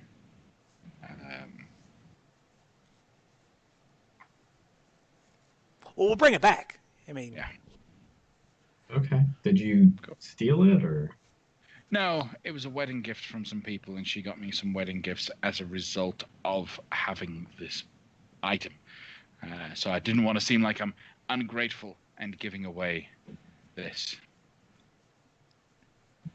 Anyway, long story short. Sure. But Identify it, and you'll know everything you need to know about it. I cast identify on it right now. All right. You come to understand that it is a folding boat. It weighs 4 pounds and floats. It can be opened to store items inside. The item has 3 command words, each requiring you to use an action to speak it. Those command words, one command word, which is little boat. That's 2 words. Not if we put a Little height. boat. All right. Causes the box to unfold into a boat 10 feet long, 4 foot wide, 2 feet deep. The boat has 1 pair of oars, an anchor, a mast, and a lateen sail. The boat can hold up to 4 medium creatures comfortably. Another command word, which is biggin. Biggin. Got it. Causes the box to unfold into a ship 24 feet long, 8 foot wide, 6 foot deep. The ship has a deck, rowing seats, 5 sets of oars, a steering oar, an anchor, a deck cabin, and a mast with a square sail. The ship can hold 15 medium creatures comfortably. And then, so when the box becomes a vessel, its weight becomes that of a normal vessel. Its size and anything that was stored in the box remains in the boat. The third command word, which is little'n. Little one. Little'n. So there's a little boat and little one. Yep, little boat, little un. Little. Okie dokie. Little un causes the folding boat to fold back into a box, provided that no creatures are aboard. Well, Have a folding boat. awesome. All right. And okay, thanks, Aaron. And then I'll chat with everyone. All right, what are we gonna do with these planes? How are we gonna survive the full planes? What do we got? Because we got to keep our eyes open for things that might help us. Like, how are we gonna survive in the plane of water? Not drowning would be a good start. Magical items would be my preference. I know it might be difficult to find, but we've got a lot of resources in this already, like the Harpers, for instance. But I heard him say something about potions. That's a possibility. It's probably a cheaper possibility, but I know that those fade. I don't know how long we're gonna be there. Okay, mate. I totally overlooked the ability you had to. You could walk on water. Do you? Can you make us breathe in water? Consulting my tome of prayers to find out if that's a thing that I can do. I know it's something that wizards can do. Yet again, something wizard can do that I can't. We can hire a wizard. Perhaps. I feel like that would cost more money than just getting some potions or something. No. No, I can't make us breathe water, as far as I'm aware. I can control water, but I feel like if we're in a plane where it's infinite water everywhere, that's not really going to be particularly helpful. All right. So we need to get potions of water breathing or something similar. Check. All right. What do we do in the plane of fire? Well, I'm Well- sure in the city of Brass they probably have. And fire doesn't really bother me as much. I'm sure it doesn't. But the rest of us, and our equipment maybe needs to be fireproof somehow. Maybe we go to the plane of water first, and then if we go to the plane of fire, it won't be so bad. Yeah, if it just gets too hot, we just pop back over into water and go, and then It's a great way to get a headache. Probably, yes. I agree. all right, well, I guess it's less critical that we find something for the plane of fire since they have a market that Mhm. will likely supply those things. All right, 2 planes. All right, 2 more. How about the plane of air? Probably need to fly. Gotta fly, yeah. You can already do that. Well, I can't do it on everyone at the same time. And I don't think I can carry everyone. Well, cast it on the heaviest of us, and then they can carry the rest of us. We just tie each other together before we solve the puzzle sphere to send us to the plane of air, and then the 2 strongest and heaviest people can do it. Can fly. I feel You know like what? we I could feel come like up with we're- something better. Yeah. Plus, I feel like we're counting our chickens before the eggs have hatched. First, we have to get this item. That's true. Well, all the preparations have to be done before we go to any of them. So that's why I'm saying we have to think about these things before we go. And Nos pointed out that we do have a resource that we're about to visit to make inquiries. And honestly, the going to the plane of fire first or second might be pertinent because he said that they deal with exotic stuff. So maybe prices will be better there since demand is lower. Or supply is higher, rather. For weird magical stuff. Well, that might also be an argument in favor of visiting the plane of Earth first. in case we can get our hands on some diamonds. And how would we handle that problem? I didn't exactly understand what the problem is. I guess the problem would be in not losing one's direction, in which case the tool for that is a compass, but I don't know how like compasses work on other planes. They probably don't. The yes, I'm not problem that Loic was mentioning was actually being dropped off inside rock. Oh, so you need something to like shift, Yes. move Earth, one might say. Yes. Like some sort of wizard spell. And it's like this adventure is built for a wizard. Yeah. All right. Designed for something you don't have. Mhm. But if you Probably a did, bad I'd idea. come up with other stuff. So And if given time, I can always ask for answers once a day. So in the intervening time between us getting for Kiriluskin and figuring out how to steal this object and actually stealing it and getting away with it, there'll probably be several days where I can just ask somebody how we can maybe attune to these other planes. Right. All right. Well, then, I guess one last thing, since we're about to hit the hoppers of Loudwater, perhaps if you wouldn't mind reaching out to sponsor the Rathra, letting her know in advance, so she could maybe tell them before we arrive to roll out the red carpet. She was quite interested in us solving the issue with the shadowy creatures, and I think we've done that. All right. Maybe she'd be willing to pay us for it. Perhaps I will send her a message right now.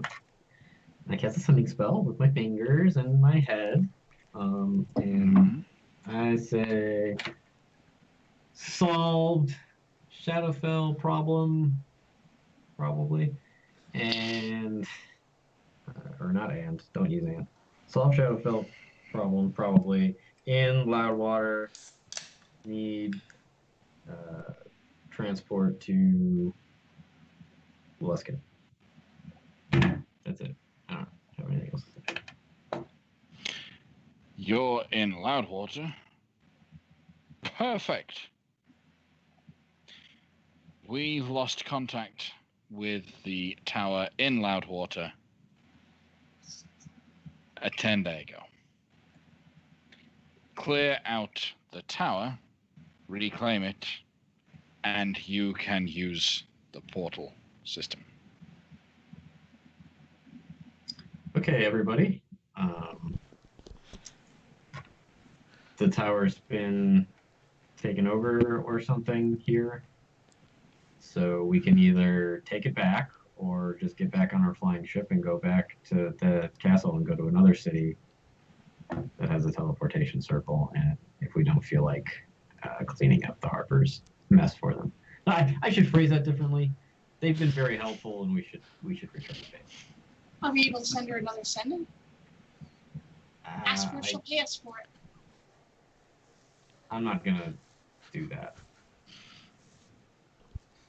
Kale, we can't just keep helping people for free.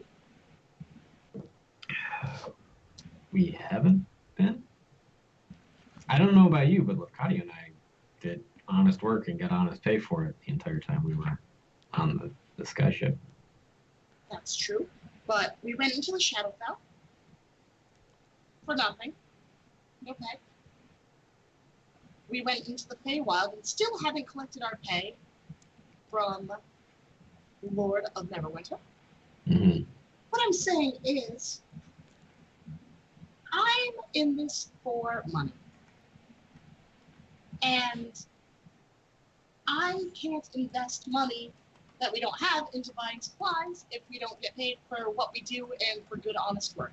Now, I know that you may be disinclined to charge people, but I believe that if we're putting our lives on the line, and really this tower is the Harper's issue, that they should help fund us in some way for our time and effort. I do not disagree with you. However, I think it's possible you can look at this differently. Yes, we have not obtained any gold and money for what we've done, but we have acquired resources, which is a form of pay. We now have connections to the Harpers, and a lot of high-ranking people know us, which will enable us to do things more freely, which in many cases is just as good as money. I suppose you're right. If money is what you want, maybe figure out a job that you can take on the road with you. Or, hypothetically, we could clear out this tower of whatever has taken it over, and then teleport our way back to the Arc Tower, wherever the hell, wherever it was that Darathra was, and you can then demand whatever payment you want once we get there. Deal. And you know, we have been looting people. You know, the people that we killed. We got those pieces of plate armor and stuff. Mm-hmm. And I'm sorry, have you lost anything? What does this cost you? Oh, nothing. I just Okay. like to have a positive inflow of cash. Okay. Great. That's wonderful. Let's just go help people then. Sure. Hmm? Okay. Did Darathra happen to say what took over the tower? No. They just said that they'd lost contact 10 days ago.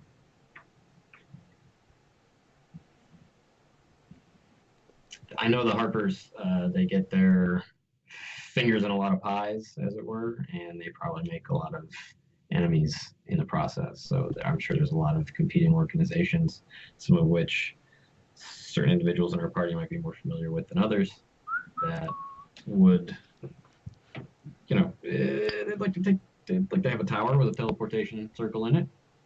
Who wouldn't? But Right. I want it. I want to have it now. So, because we need it. Let's go get it. It's going to be the Kale Teleportation Network. So you make your way towards the tower, and the closer you get to this white marble tower, you begin to see the telltale signs of not only is the tower taken over, but the town is actually fairly desolate. Buildings, doors are wide open, no one running around outside. Everything's very quiet. Maybe we In should- front of you is the huge white building with a black metal door right on the front. I would like to use my extremely adept investigation skills to see if I can figure out, if I can get any sort of clues as to maybe what happened in town based on, you know, how things are laid out, what was left behind, what's laying around, you know, what state the buildings are in, all that sort of stuff. And the alley will be helping him see if there were signs of struggle or if they left willingly in a rush. Okay. Nos, what were you going to say? I was going to suggest maybe it would be pertinent for some of us to hole up while the others do recon, Okay. so that we're not standing in the middle of everything. Okay. Sure. So, investigation checks with advantage because you have help. And can we specify that we're doing it stealthily? Then roll a stealth check first. Both of us or just one of us? Each individual that is trying to do things quietly must roll their own stealth check. 25.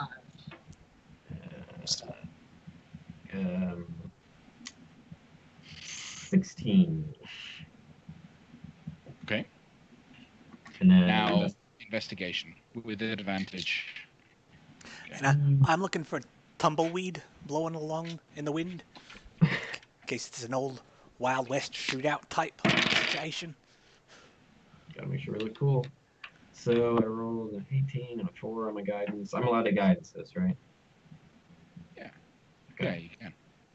So that's 22 plus 14 is a lot. 22 plus 14. Yeah. Did you say? Yeah, so Okay. 36. All right. You almost managed to get a play-by-play of exactly how this town was taken over. Unfortunately, it would appear that most of the damage was caused by creatures that came from below the ground.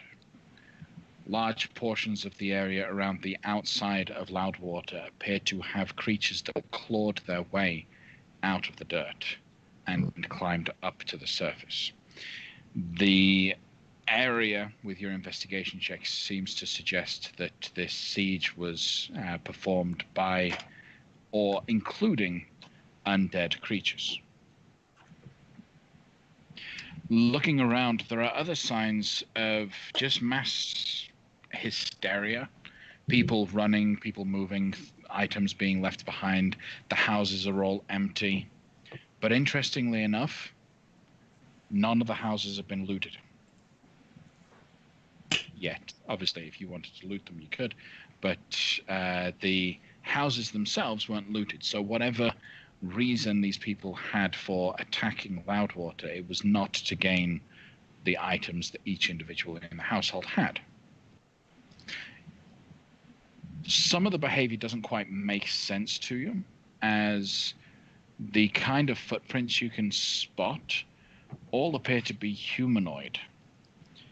Heavy-weighted boot prints, suggesting armored individuals.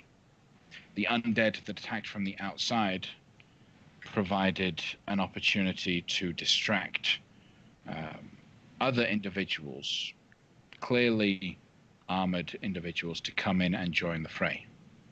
It would appear the undead were battling the armored individuals and were destroyed. You catch glimpses of bone and things broken. Then everyone started, all of the damage within the houses and the loss of life kicks everyone out. But again, with your investigation, it does not appear as if any citizens of Loudwater have corpses inside the city. Whether that means they survived and ran away, or their corpses were destroyed in some other manner, is unclear. So armored things came out of the ground. No. So undead came out of the ground. Undead came out. Okay, got it. Attacked the city. Okay. Other armored individuals then came in, destroyed the undead, and took over the city. Got it. Okay. Yeah. Ooh, boy. I guess I'd ask. With your investigation, you could easily understand from the way in which things happened, the way the bones are damaged, there wasn't really a battle that went on between these armored heroes and the undead that attacked the city. Mm-hmm. You can make the educated guess that the undead coming up was just a ploy to fool people. Okay. Yeah. So while we're out, before we get back and I relay that information to everyone else, I'd ask Allie, you're from the Underdark. Are you familiar with this sort of attack happening? Someone sending undead up to the surface to hurt people? You can roll a history check to see if you've ever heard of anything like this. Nope. Sorry. I'm just a girl with a crossbow. I really just kind of happen to be in places. I don't really know much about combat experience or tactics that the Underdark would be using to attack the upper world. I lived in a fairly peaceful city. Okay, well, that was useless. So let's head back and tell everybody else.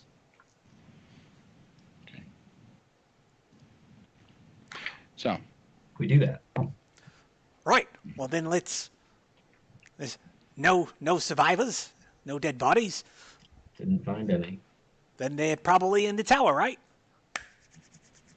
Would seem to be the case. Do we want to try to enter through the front, guns blazing, crossbows blazing? Or do we want to try to get to the top and find an entrance up there and then work our way down since whatever attacked seems to come from the bottom up? I don't know if I can break down that door. Do we still have a flying ship? it's already on its way out. Dang it. I'm sure one of them could just throw his hammer at the door repeatedly until the problem is solved, because that seems to work every other time we have an issue.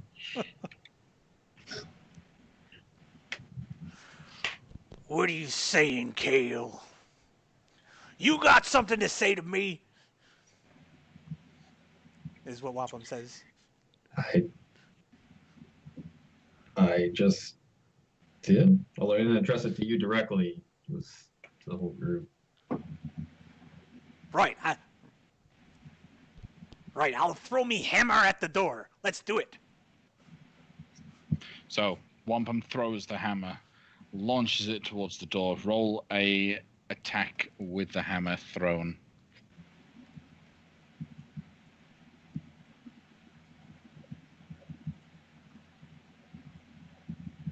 $18. With a loud explosion, the hammer hits the door and keeps going. The metal door just crashes open instantly, revealing a tight corridor beyond. There is light shining as there are torches lit immediately within, flickering inside, but the loud sound of the hammer hitting the metal echoed throughout. You can feel fairly confident. Everyone inside the building is now alert to what's going on. Piece of cake. Catch the hammer. Okay. Now So- we just wait here while they. Now we just wait here while they come to me. I just hold my hammer up. waiting for- Tactically, this is not a good position to be in. It And no one comes out. choke point. No, I get that, but this is a tower, and we're out in the open. Waiting. Or I'm just gonna walk in, like stepping over the doors. I'll walk in. You step behind in her. over the door, a deep voice just seems to echo, not just throughout the building, but also everywhere. You do not want to continue entering this tower that I have claimed. Leave now or die. Okay, Allie. Mm-hmm. What do I do here? Oof. Wampum says, "Say it to me face, you coward!" If you could just hold still for a second, he starts digging. He reaches into his bag of holding and he pulls up some diamond dust, 25 gold pieces worth specifically. And he says, "Allie, could you just stand right there for just a second?" Okay. And he says like a really short word in primordial, in ignorant, and he just chucks a diamond dust at her. And he casts the non-detection spell on it. And he says, if you could, you can't be scryed or anything now. This is magic. Magic just happened to you. Okay. If you could scout ahead, I feel like you'd probably be pretty good at that, right? I mean, probably if they didn't know that we just knocked down his door. Right, but But I could try. yes, give it a shot. Okay. And, we'll just hang back and wait for you to report back. All right. If you don't hear from me in 2 minutes, come after me because I probably got caught. Okay. Okay. Be careful, Allie. So you cannot be targeted by any divination magic or perceived through magical scrying senses. Nice. All right. So Ali, you step into the tower. The the space immediately after the door is actually fairly tight. It's only a 10-foot wide corridor that immediately turns to your left. You follow it, and it hits a spiral staircase. Okay. You edge your way up the spiral staircase till it ends at the first floor. That spiral staircase ends there and opens out into a space beyond. Are you trying to move through quietly, or are you just walking through? I am quietly making my way up. I'm not an amateur. Roll And a stealth check.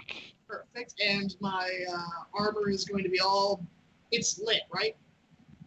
It is well lit.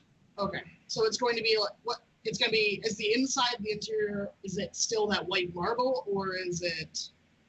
It's kind of a gray marble on the inside. Okay, so it's going to be gray, very bland, matching the color behind me as I'm doing such. I understand that I'm bright red, and I will take a moment to pull out my backpack and pull up some white cloth or something that I picked up and just kind of cover a majority of my face. Okay. Roll a stealth check. As you come up a spiral staircase, there is nowhere for you to hide behind as you head towards this space. All right, it's 26. Okay. You spy up against the corners are 2 hobgoblins. In fact, on the opposite side, you see a corridor that leads straight down to another spiral staircase that leads up. In front of that space, 2 more hobgoblins. All right, I am going to quickly turn around and slink back down to the point of the room. Okay. And while I'm headed back that way, I want to investigate the walls and see if there's any hidden doors or hidden passageways within the interior of the tower. You can do so, but there are none. Okay. So I pop back up. There's hobgoblins. I was just go ahead. Sorry, after you. I was just going to say that brief view of the space. I know the map isn't doing a 3-dimensional map in a 2-dimensional thing is a bit difficult. So what you have here is a spiral staircase at one corner, and then a large open room, and then a spiral staircase at the next corner that goes up to the next level.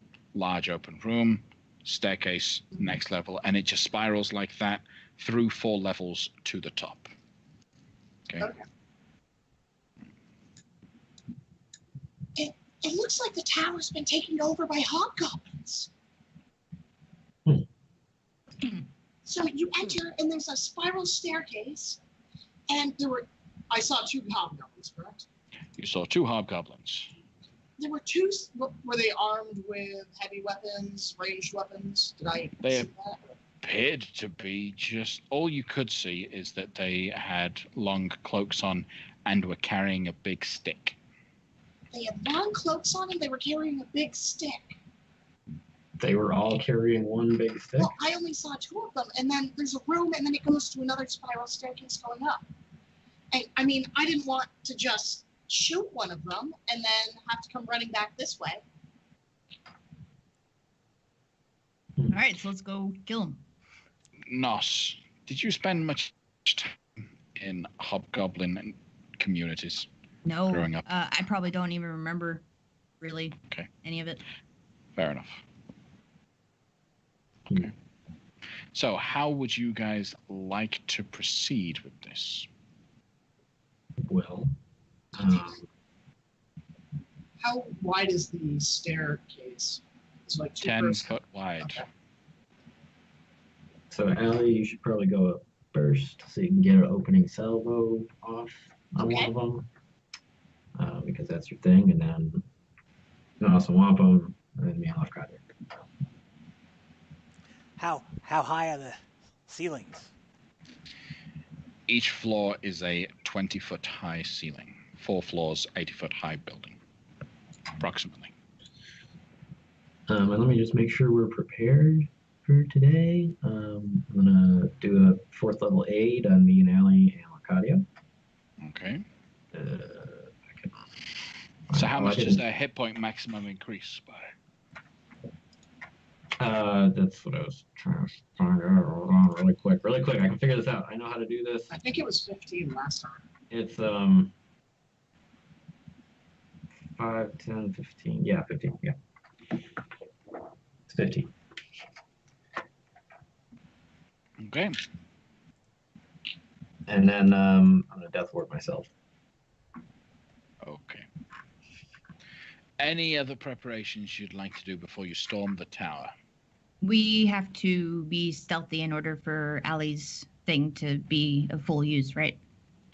In order, Ali, are you referring to Ali's assassinate feat? Mhm. The creatures must be surprised, i.e., not expect combat. Unfortunately, you can feel absolutely sure the loud bang earlier removed any chance of surprise. So I'll ask Ali, are you sure you want to go first? I mean, I don't mind going first. She'll still get advantage on attacks against a creature that has not acted yet this combat. Like that part of the assassinate feat will still work, thus giving her sneak attack straight away. But because these creatures are not surprised, you cannot get a crit. Okay. All right. Enough. Do you All right. guys want to wait at the base of the stairs and then I'll go up? How many feet? Oh, this is just 20 feet of stairs. It's a 20-foot climb. Yeah. I'd Okay. rather give them more than one target. Good idea. Yeah. Okay. Then, as you all make your way up, please move your order to suggest your marching order up the stairs. As the moment you guys pass the point that you were, you will be in combat. Okay? Everyone comfortable with that position? Oh, wait. My mind. Ali at the back. Yeah. No, I'll be, I can probably shoot over Wampum's head, correct? Yeah, potentially. Okay. Okay. All right. Could I Yeah. can I rage as I go in? Yes. You can start charging and everyone running, you're raging, at which point, for you to rage, you're making a bit of noise. All right. We're going to roll for initiative. Yay. Everyone, please. I'm going to roll for all of the Devastators together. That doesn't sound intimidating. How do I roll dice again? Pick up a die Ooh. and you drop it. I did it the right way this time. Yeah? It didn't fall behind my desk and it landed on number 19. Well done. Wow. Yeah. So that's- Mine aren't going so well today. That's good for me. Okay.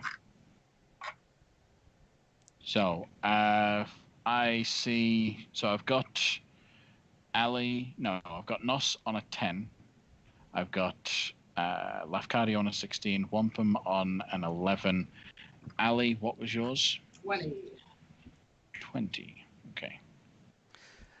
DM, can you look at Wampum's roll?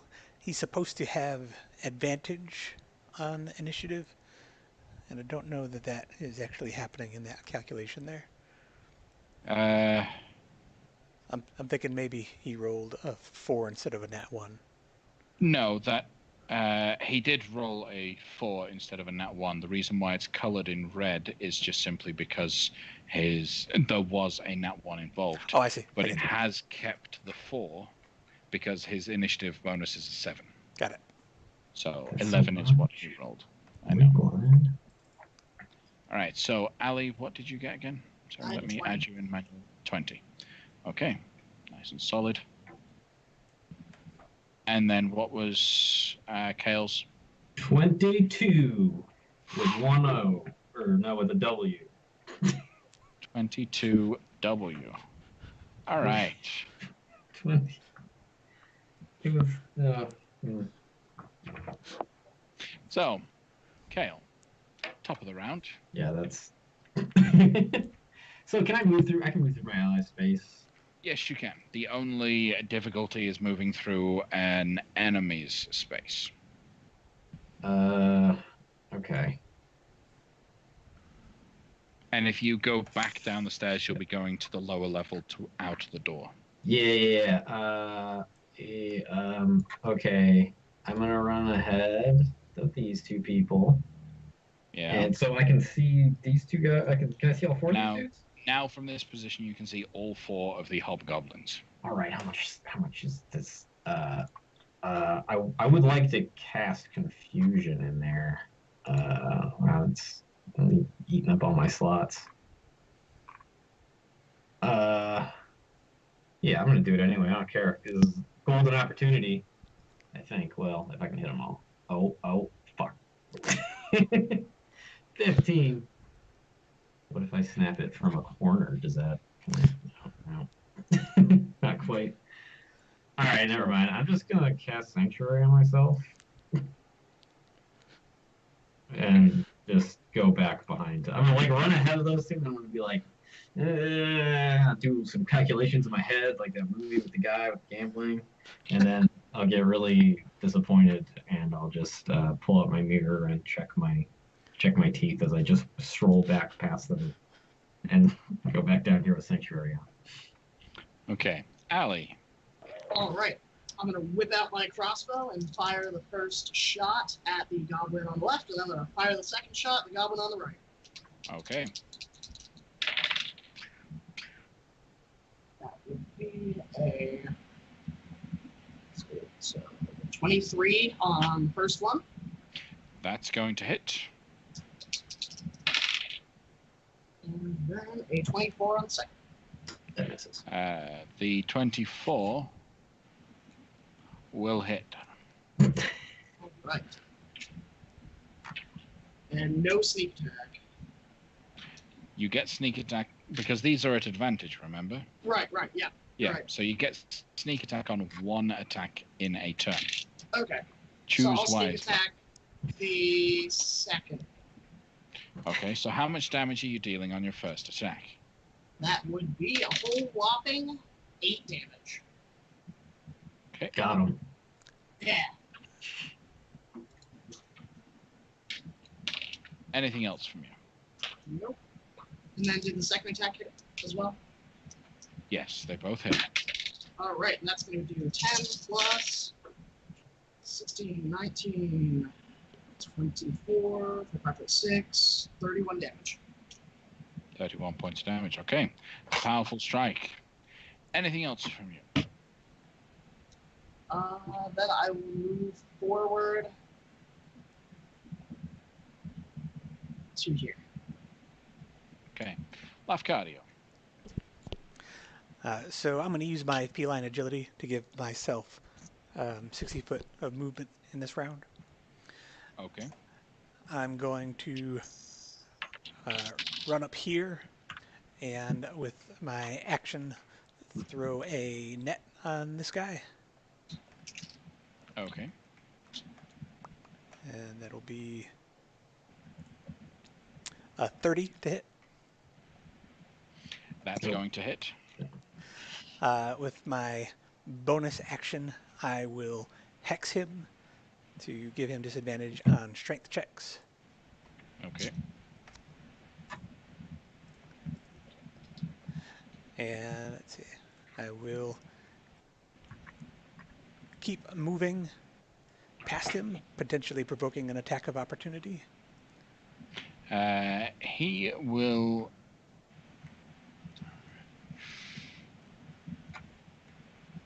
He'll do it. It'll be at disadvantage. That is a 12 to hit. Miss. Okay. And I will end my turn there. Okay. Wampum. Wampum. Let's get him, me girl! Is what he says, obviously. So he'll move here and slam this guy with a hammer attack. Okay. with advantage because the guy is restrained. So Yeah. it's this Yeah, one, I beautiful. think. So 18 to hit, Hits for 10 points of bludgeoning damage. and he'll hit him again. Yeah, thank you.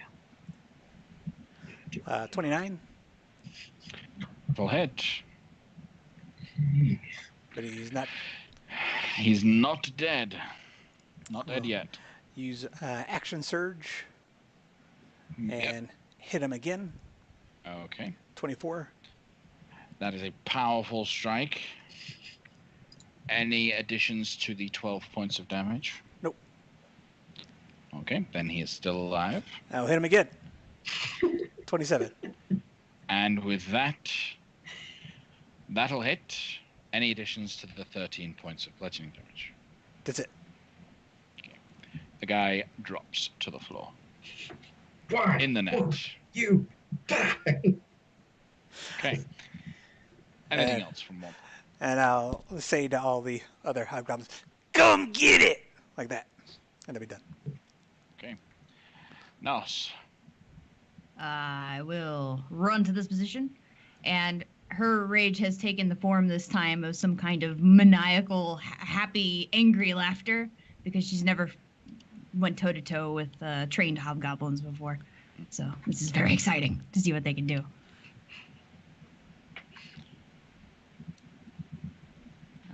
22 on the one remaining. That hits him. Okay. That's 18 plus 5. That is a dead hobgoblin. Okay. That was okay. Oh. Okay. It's like, oh. Yeah, pretty much.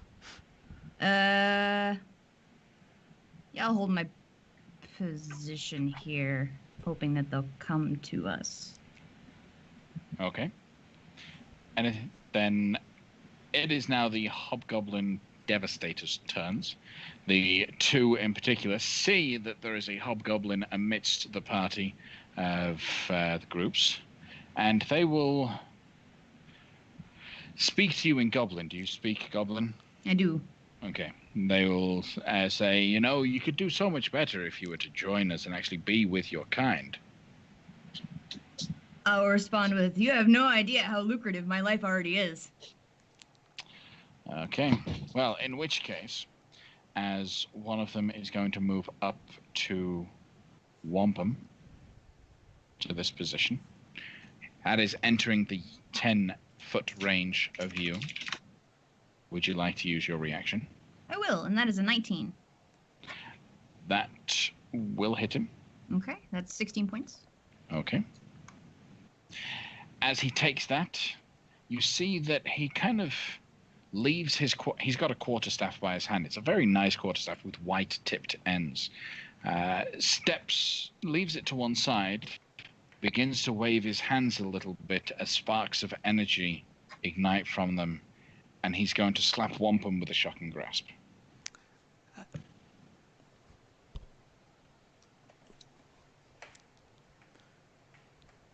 That is a 19 to hit. Miss. Okay.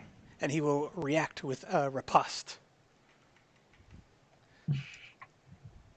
Which is that. 19. Okay. So that will hit. 10 damage. Okay. Ending in that position.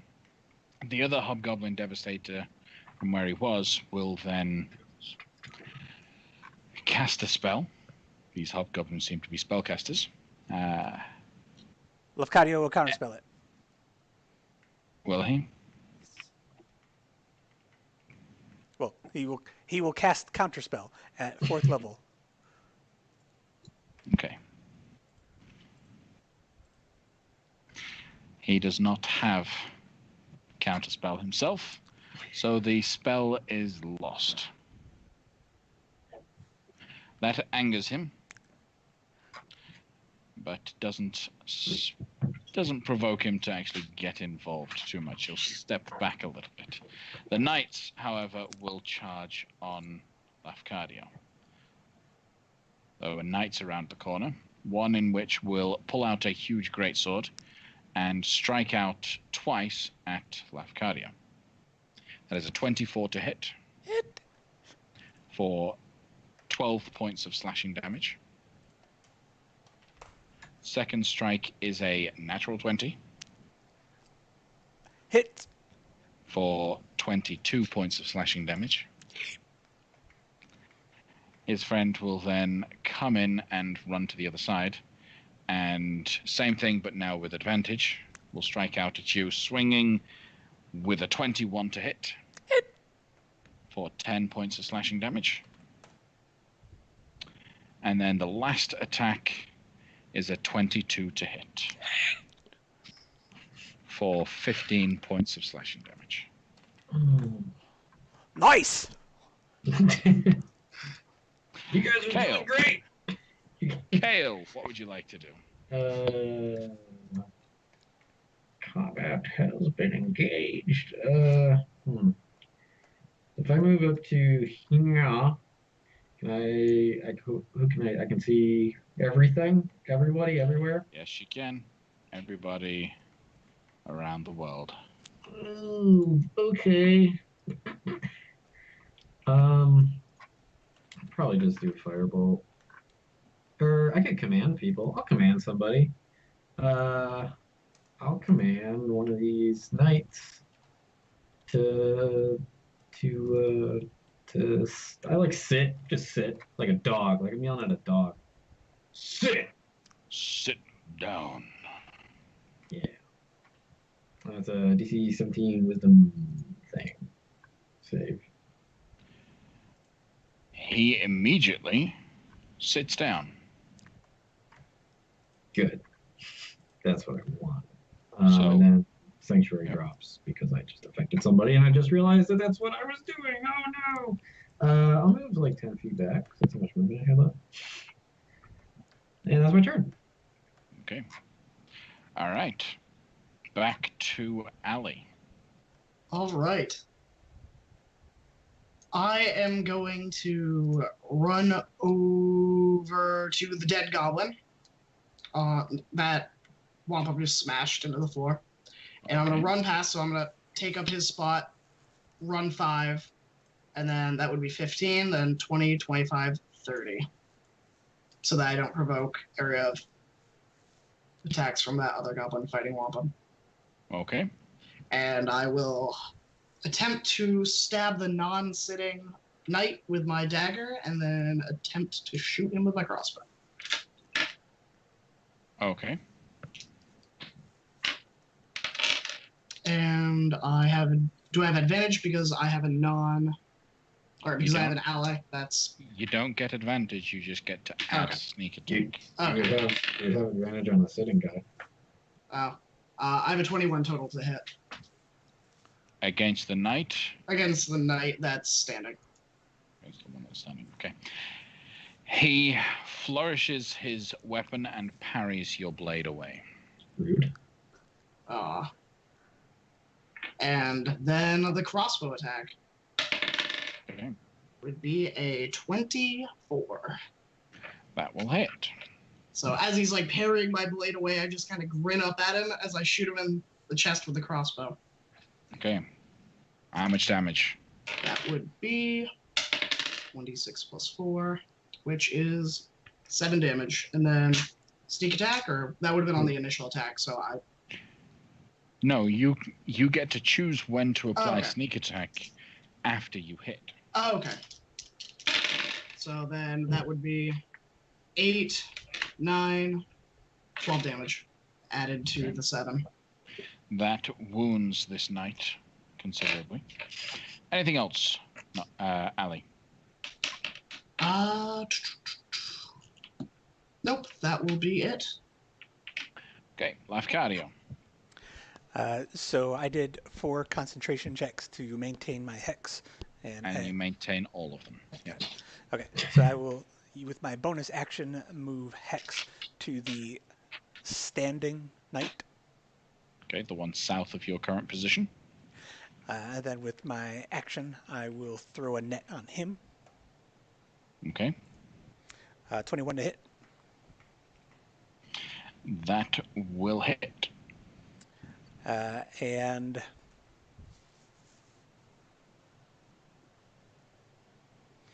I will stay there Okay. and end my turn. Wampum. Wampum will move to the north. And is this guy sitting down? He is sat down right now. All right, then I will hit him with my hammer twice with advantage. With advantage. Yep. Which is not the thrower. Boom. 22 for 7. I'm gonna do something to that.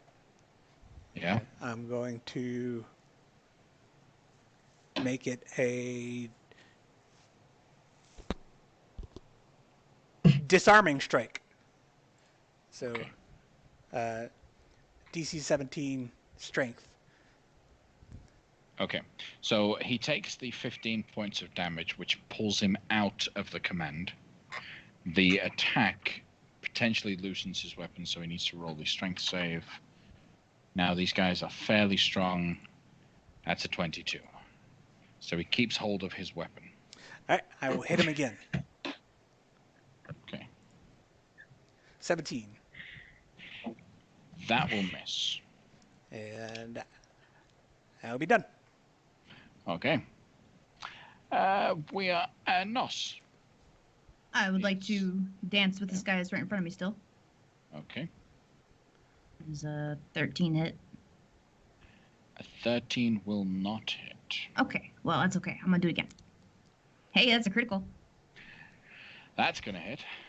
That is 21 on top of 8 points damage. That is another downed Devastator.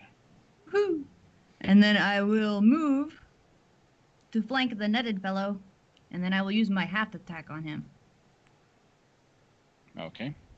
It's a 22. Wait, no. At advantage, right? That's another That's an critical. advantage. That's another crit.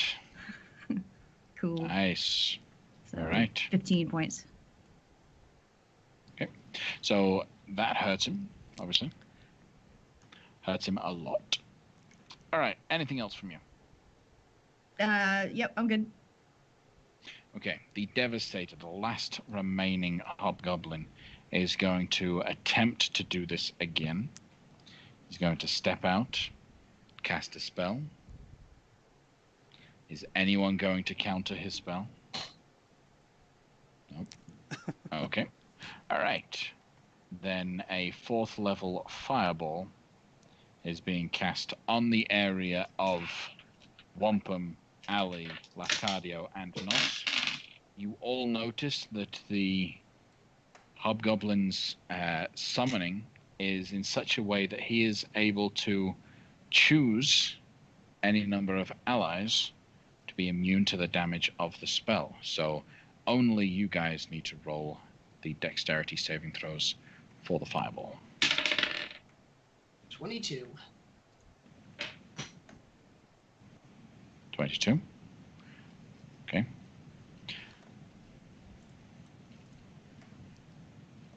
Who all was caught in the blast? Sorry. It's that whole mess of people. So Okay. Nos, everyone except Kale. effectively. 22 as well. 21 for Wampum and 14 for Lafcadio. Fair enough. All of you succeed, so all of you take half damage on this. It is a 9th level. No, And- sorry, not 9th level. What am I thinking? It's a Fourth. 4th level, so it is 9d6 And of fire I damage. take. And you're resistant to fire damage, so you Yep, take and I have evasion, and since it was a dex save, I take 0 damage. Because I succeeded. And Wampum does the same thing with his Shield Master. Okay. So.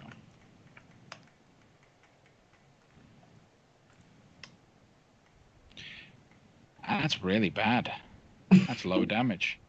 All right. So, in which case, Nos and Lafcadio both take 14 points of fire damage. Lafcadio is unconscious. Okay. And then he will step back behind here.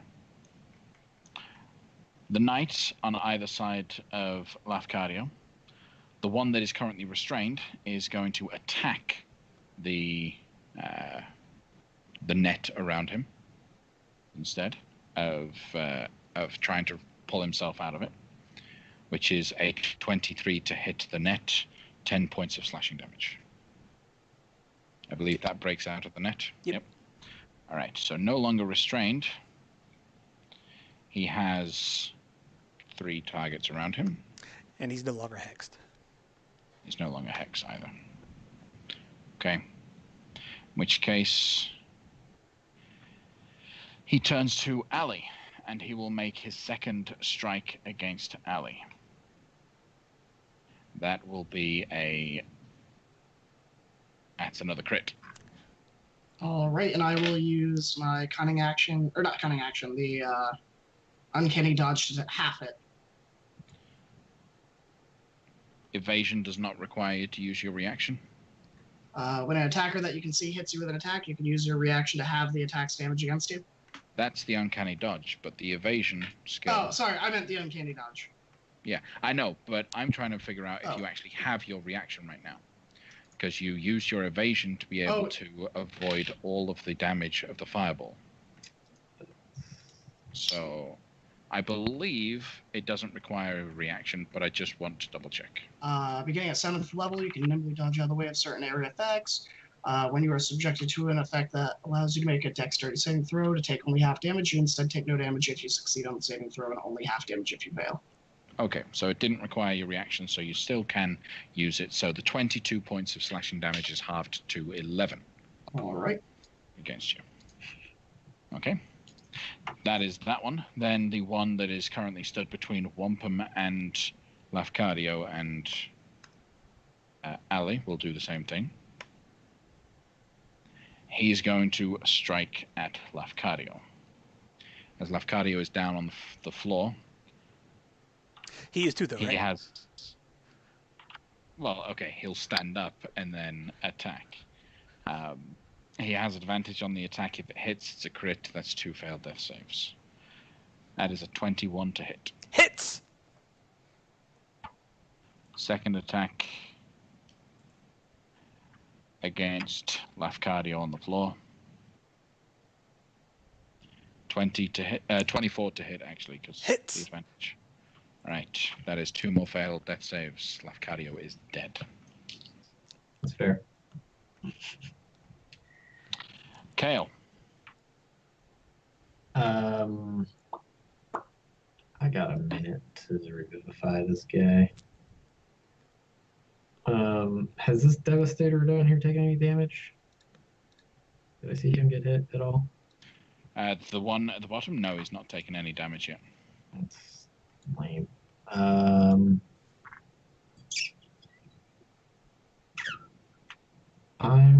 gonna... Crap. I'll just friggin... I don't have that many slots left. If I upcast command, I can affect 1 additional creature. They have to be within 30 feet of each other. Those guys totally are. I'm going to cast command at 2nd level at the Devastator and this Knight. That one right there. And Okay. tell them both to nap. I'm going to say nap. And another one actually fall asleep and just come and lay down. Okay. So he has to they have to make a wisdom saving throw. Mm-hmm. Okay. So, first of all, the knights, the 2 knights, wisdom saves 17 and 12. You were doing it for both the knights? I went to just cast it on the Devastator. Oh, sorry. Yeah, the Devastator on the knight. Okay, so the first one was a 17 for that knight. Which succeeds. Succeeds. Okay, then the Devastator wisdom save. That is a failure. Good. He's Yes. going to go to sleep. That's the important one. Anyway. Okay. That's it. That's it. Ali, Seeing that knight strike my fallen comrade, I'm going to attempt to stab him with my dagger and then shoot him with the crossbow. before you stab him with the dagger. Okay, do I have to pick it up? No, it's just Okay. you did the same thing last turn, so you need to free a hand. You gotta Okay. remember, free a Yeah, hand, you're right. load the crossbow. Okay, so I will stab him with the dagger and then reload. So you're putting your dagger away to reload. Yeah. You just, in order to be able to dual Okay. wield, you need to remember to sheath your weapon after attack. Yeah. Okay. Go ahead and make your attack. Okay. That would be a 19 plus 9, so 28. Hit. All right.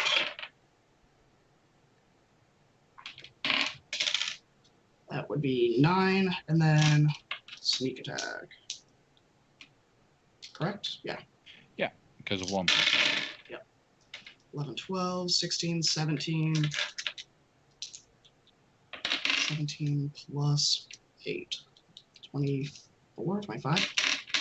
Okay. He drops to one knee. All right. I'll yell out for him to yield.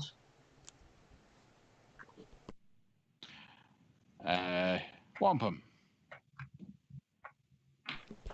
Oh yeah, that's right. I'm still playing a character. Yeah.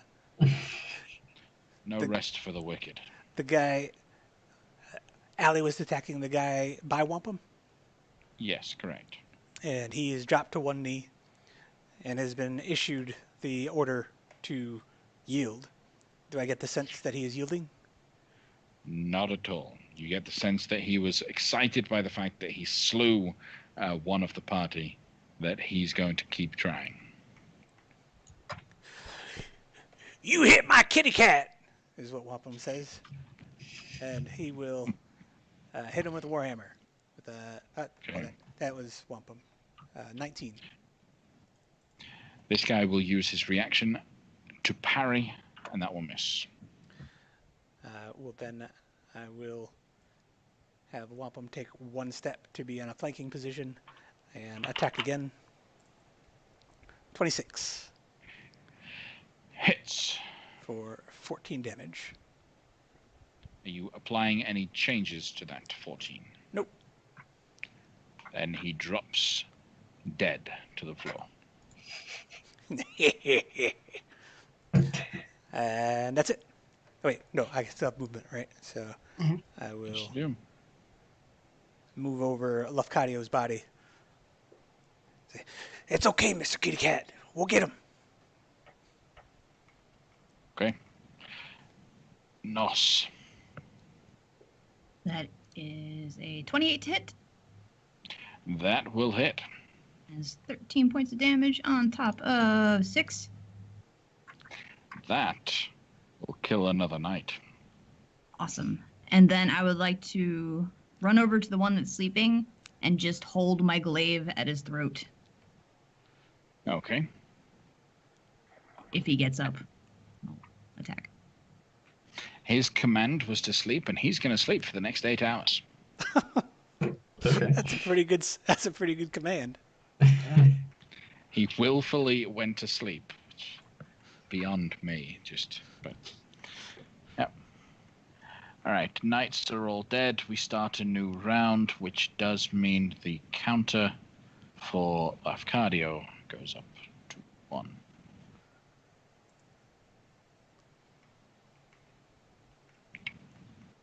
Nope, not Wampum. Wampum's not dead. Lafcadio. That's impossible. There we go. Can't be dead. Kale. One hit point costs 1 action. Hey, how about that? All right. Boy. Can I use diamond dust to contribute to the diamonds required for Revivify?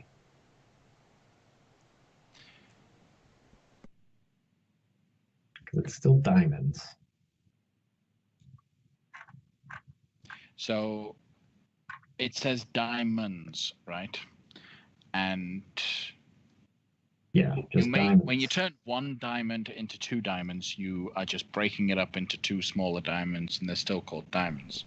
Right. So if you kept splitting all the diamonds, you'd still have diamonds. You'd keep going with diamonds. So I will say it works in that way. Diamond to diamond dust. You can use diamond dust in place of diamonds that are required, but you cannot go the other way. You can't use a full diamond in place of diamond dust. Right, that makes perfect sense. Okay, so then I'll run over, and as Kale's running over, he's reaching into the bag of holding and grabbing some diamond dust, 50 gold worth of diamond dust, and the 250 gold worth of diamonds that he had remaining, and he just like plops them on Lefkadio's dead body, and kind of just tries to like get Wampum out of the goddamn way, and plays his hands on Lefkadio's chest and says, "Live!" But he says it in Sylvan, so nobody really understands what he just said, but you get the idea what he's doing. And I cast Revivify on him, and he gets a hit point. Okay. Lefkadio goes back to 1 hit point. And sees Kale knelt over him, Wampum above him. Welcome Anything back. else from you, Kale? Yep. All right, Ali. I will. Can I hear anyone coming down the stairs towards us from the upper floors? If you would like to use your turn to be able to roll a perception check and find out, you're welcome to do so, but you cannot then act. I will do so. Okay. So you use your action to make a perception check. Roll perception. Yep. And that would be 21. It would appear that no, there are no other individuals coming down to meet you. All right. Well, I bet they're fortifying the above layer. Anything else from you, Ali? Nope, that was my action. I will move 15 feet back towards the exit. Okay. Lafcadio, you're prone. Oh, see. So, Wampum. Get off me, Wampum. I have a headache. Come on, get. With the bonus action, I'll use my healing light to give myself 18 HPs. Okay. And with my action, I will use my Rod of the Pact Keeper to give myself 1 spell slot back. Okay. And I'll just lay there. Wampum. Call over to Nos. Say, "The girl, what are you doing over there? Just kill him." That might interrupt what is happening to him. Well, what's happening to him? I don't know. He's not dying. He's asleep. He I- just decided to take a nap. I told him to go to sleep, and he acquiesced. Should I stab my blade through his face or what? That's up to you. If you want to maybe question him first, then you just wait. Well, Wampum will end his turn there. Okay. Nos. Lefkadio, what exactly were you intending, by the way, when you rushed out in front of everybody? Were you gonna, like, do something, or was that, like, a tactical move, or? It wasn't. It was so we wouldn't be all clustered together in one spot. What he says while lying down. Sometimes that's a good thing. You're, bottlenecking him. If you got a wall called me and Wampum, sometimes it's useful. But they're magic users. They were casting spells.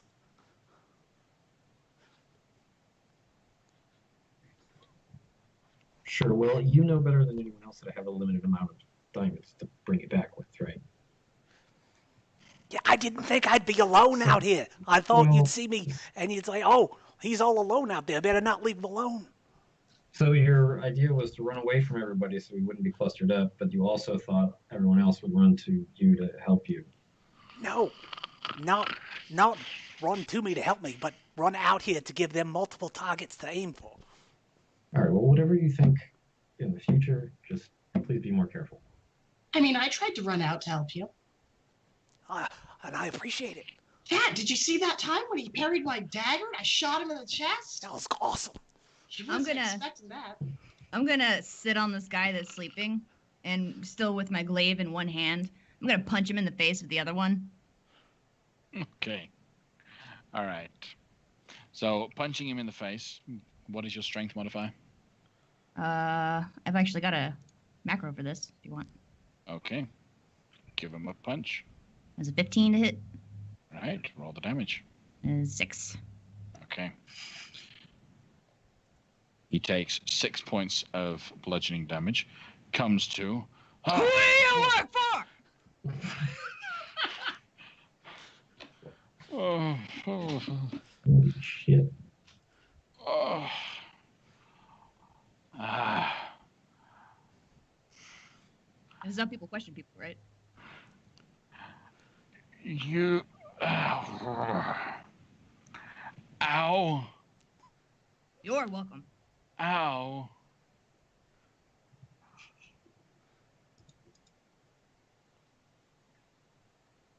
Does a 21 hit you? Yes. Okay. He is going to use. He's using a shocking grasp on you. Okay. You take 10 points of lightning damage, and you cannot take reactions. As he stands up, I work for my master. And then he'll step away. Kale? Yeah. Sorry, just the point of sitting on him was to restrain him. But because true, you can't take reactions, but it's not like you're... Okay, then he's still underneath you. Fair enough. So, like, you're shocked, you can't really move, and then he's just laying there going, like, I work for... All right, in which case, that's a little bit of a different atmosphere there if he's still on his back. Hippias will destroy you. I'm gonna go over here. I'm gonna use. Do I want to cast a spell all the way on this? God, I'm just ripping through spell slots. I'm gonna read his mind with Channel Divinity. That's what I'm gonna do.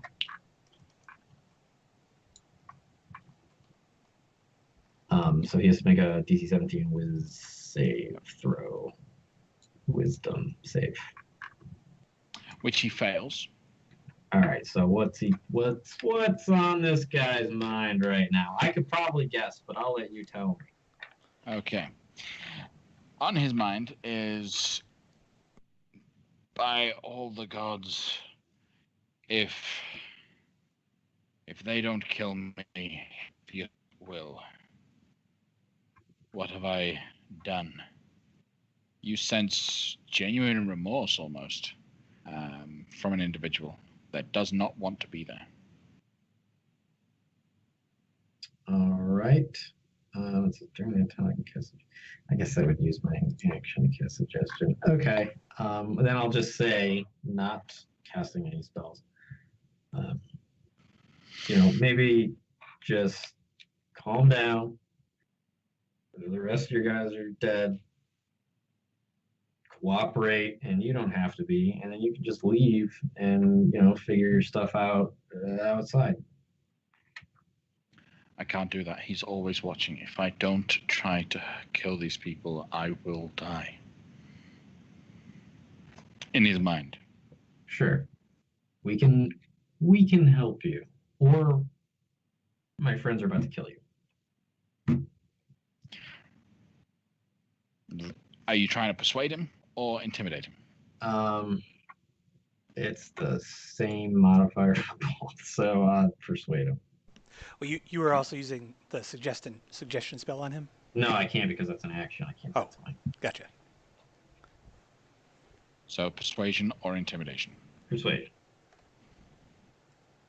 I dropped it. It's 19 actually total. His body seems to relax a little bit, no longer restraining against Nos, allowing Nos to just sit on top of him. Cool. Are we Anything still? else? No. That's nothing. We are until you get to his next turn. So, Ali, are you going to do anything? Yep, I'm gonna go move back over to the knights, and I'm gonna start rummaging through their stuff. Okay. Lafcadio.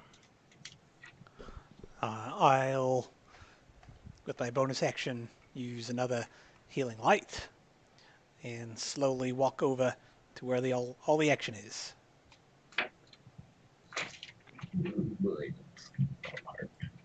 Any action from you? Just the healing light. Okay.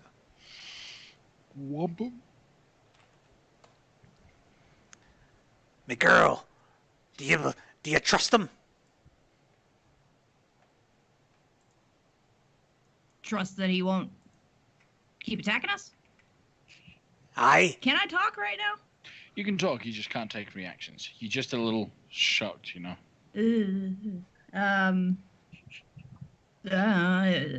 What's his reason for fighting us? I look at him. Or Wampum looks at him. If it's just a matter of killing the guy he works for, we're trying to do that. So he'll point his hammer at the guy. So, are you gonna go peaceably? We're gonna kill your boss, so you got nothing to worry about for him. Otherwise, Would you I'll like to roll intimidation check? Otherwise, I'll splat your brains all over the floor. Is what he says. Okay. Yeah, intimidation. 6. Thankfully, he's already been persuaded to relax. The intimidation doesn't necessarily need to be that high. He doesn't appear to be scared of you so much as willing to give you but a moment. Yeah, I scared him. That's it. Anything from Nos? I'll get up off of him. I'm thinking that you seem like an intelligent individual. So given that you are selecting the correct side, I'm going to let you up now. If you use this opportunity to attack any of us, you will die immediately. Okay? Okay. Okay. Okay. Okay. I'll get up and I'll actually help him up as well. I'll give him my hand to help him up. All right. And give him a He little will shoulder stand pat. up. He will. Nos.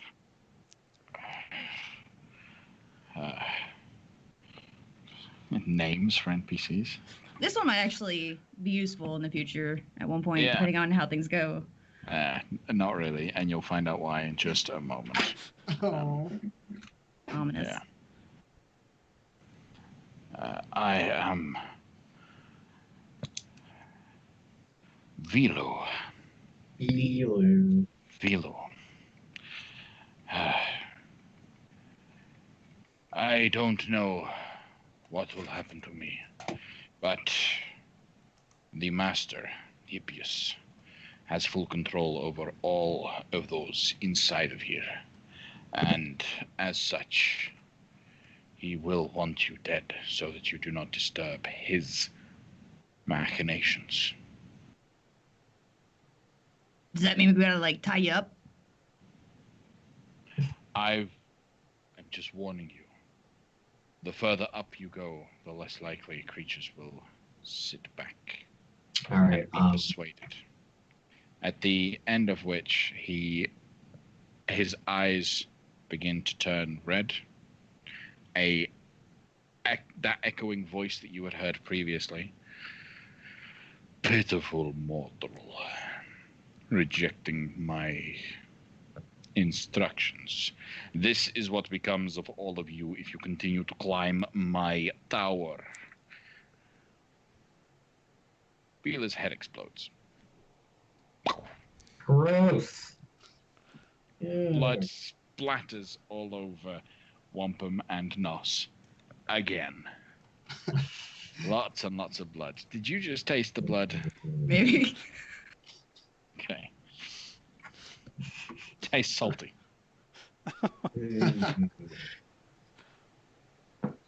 Well, I could bring him back. No, I can't. He doesn't have a head. Doesn't have a head, no. It's too bad for that guy. Bad decisions. The hobgoblins are now dead. Lafcadio can reclaim one net. There was one that was damaged. You can mend it, obviously, and all that. All right. You've cleared out one level of this 4-tiered tower. The stairs lead up before you, and you swear, now that you have a moment to think, you hear music being played from above. The sound of a lute, a harp, maybe a light horn, flute sort of instrument being played. It's very attractive and very soothing, the music that is coming down the stairs. We will investigate that next time on Half-Rate Heroes. Join us again next week as our heroes continue to climb the Tower of Loudwater to meet who this mysterious individual is that took control. Thank you very much for joining us. Follow us on here. Subscribe to us on YouTube. That's a thing. Go join our YouTube channel. Share us with all your friends. Let's see that follower count skyrocket. So thank you very much, folks, and we'll see you next week. Good night.